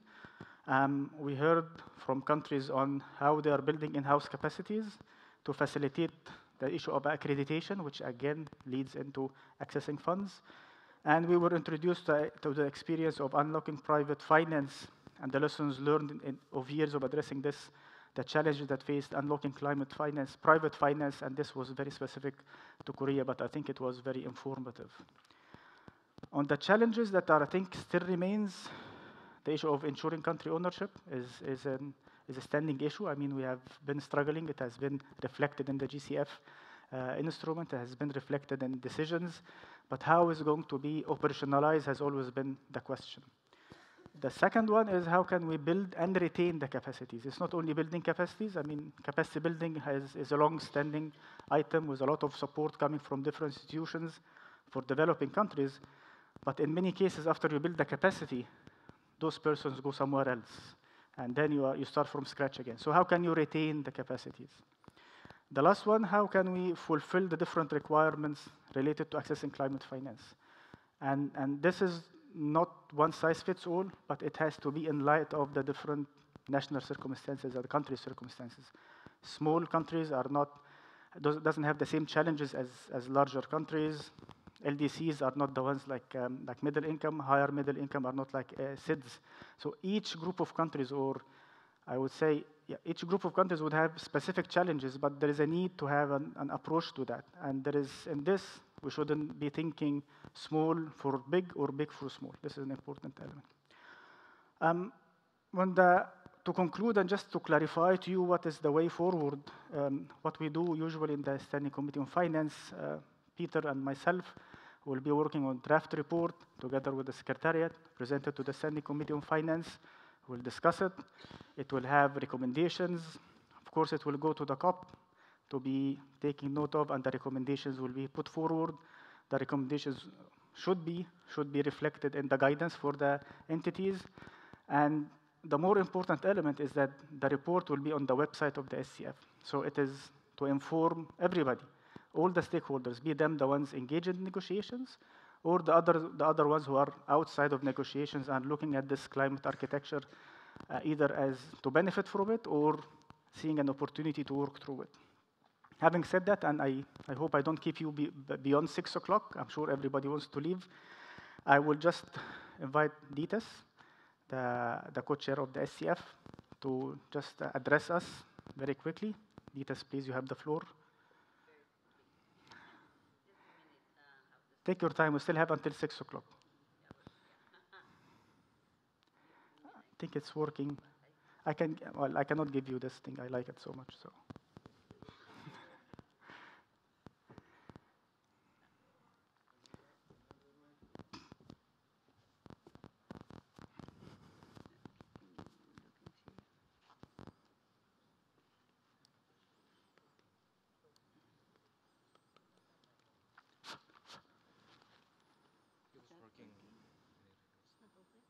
It is open. No, it's me who you can hear, but I... It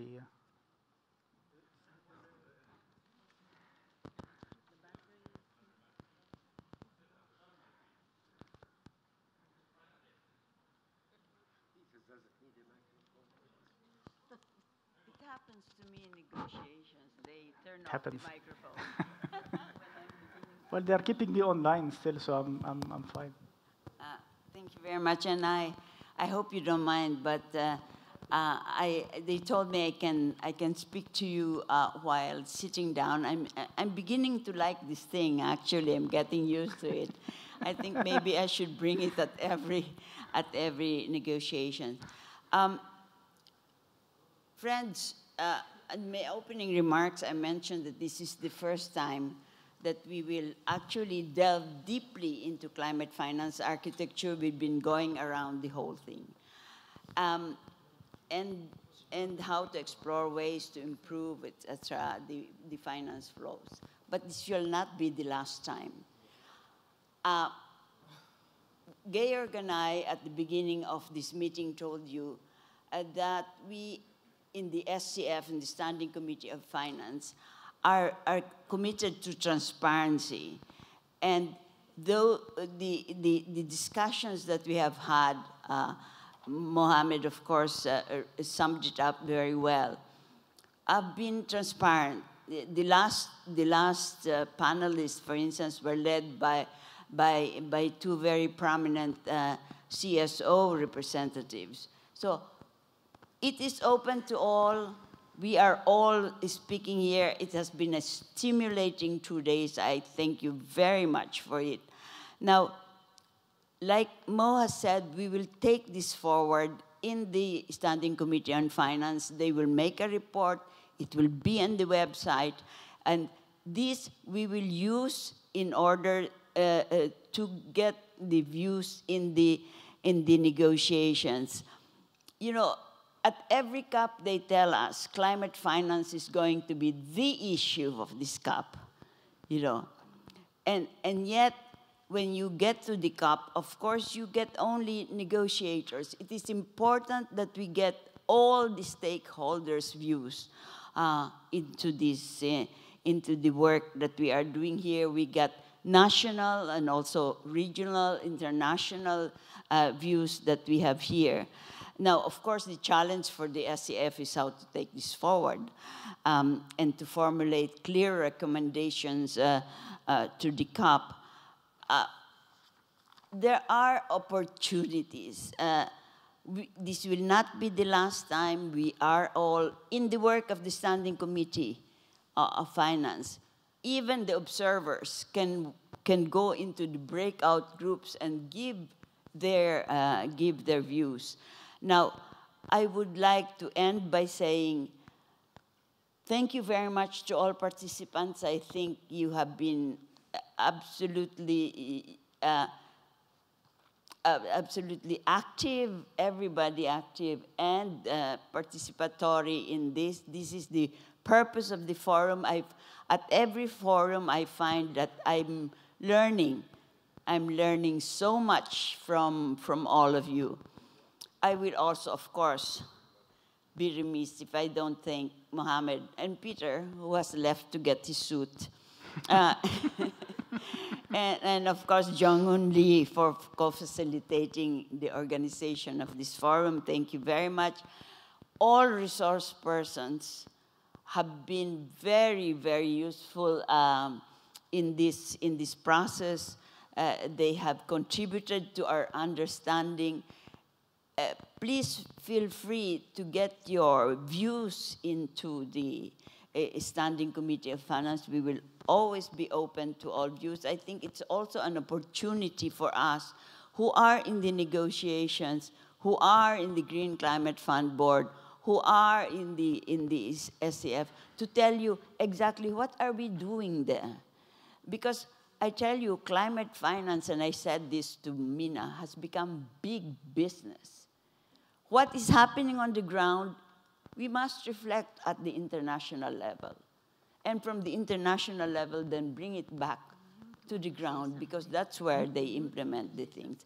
On behalf of the Standing Committee of Finance, I would like to thank in particular the government of the Republic of Korea and its Ministry of Strategy and Finance for generously hosting this forum. Thank the government of Netherlands and Norway for their generous contributions to support the participation of delegates. And may I, in my personal capacity, thank very much the Secretariat. We have an excellent Secretariat for finance negotiations, technology, and capacity building in the convention. And perhaps we will take this opportunity to allow the head of the Secretariat to give us some final words. Thank you once again.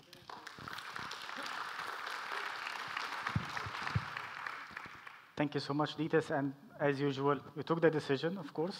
So Daniele, please. Thank you. I'm really flattered, and I don't want to add anything anymore. Really thank you to all participating here. Let me introduce myself, Daniele Vetti. I'm the Director for Finance, Technology and Capacity Building at the UNFCCC Secretariat. Has been an intense 2 days, very successful in my view. It was my first one participating in it, so congratulations to the SCF for this.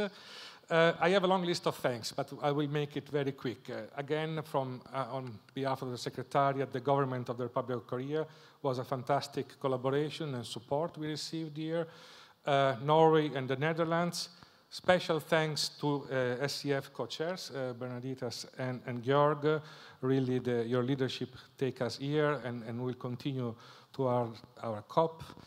Mohammed, Peter, fantastic. I missed the last opportunity for the fancy micro myself, but I see this is going to be picked up. It's only for the big guys. So. This is yours, you take home. Let me also personally thank Lando, Noah, Sama, Priscilla, the finance team for a fantastic job.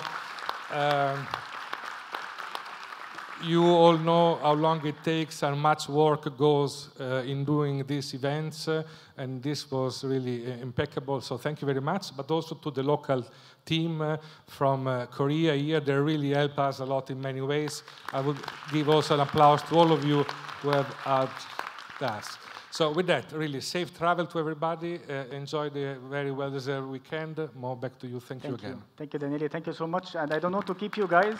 I think I have the youth. They want to say something. So, of course, they are the future. So I would just give them 30 seconds to reflect on the future.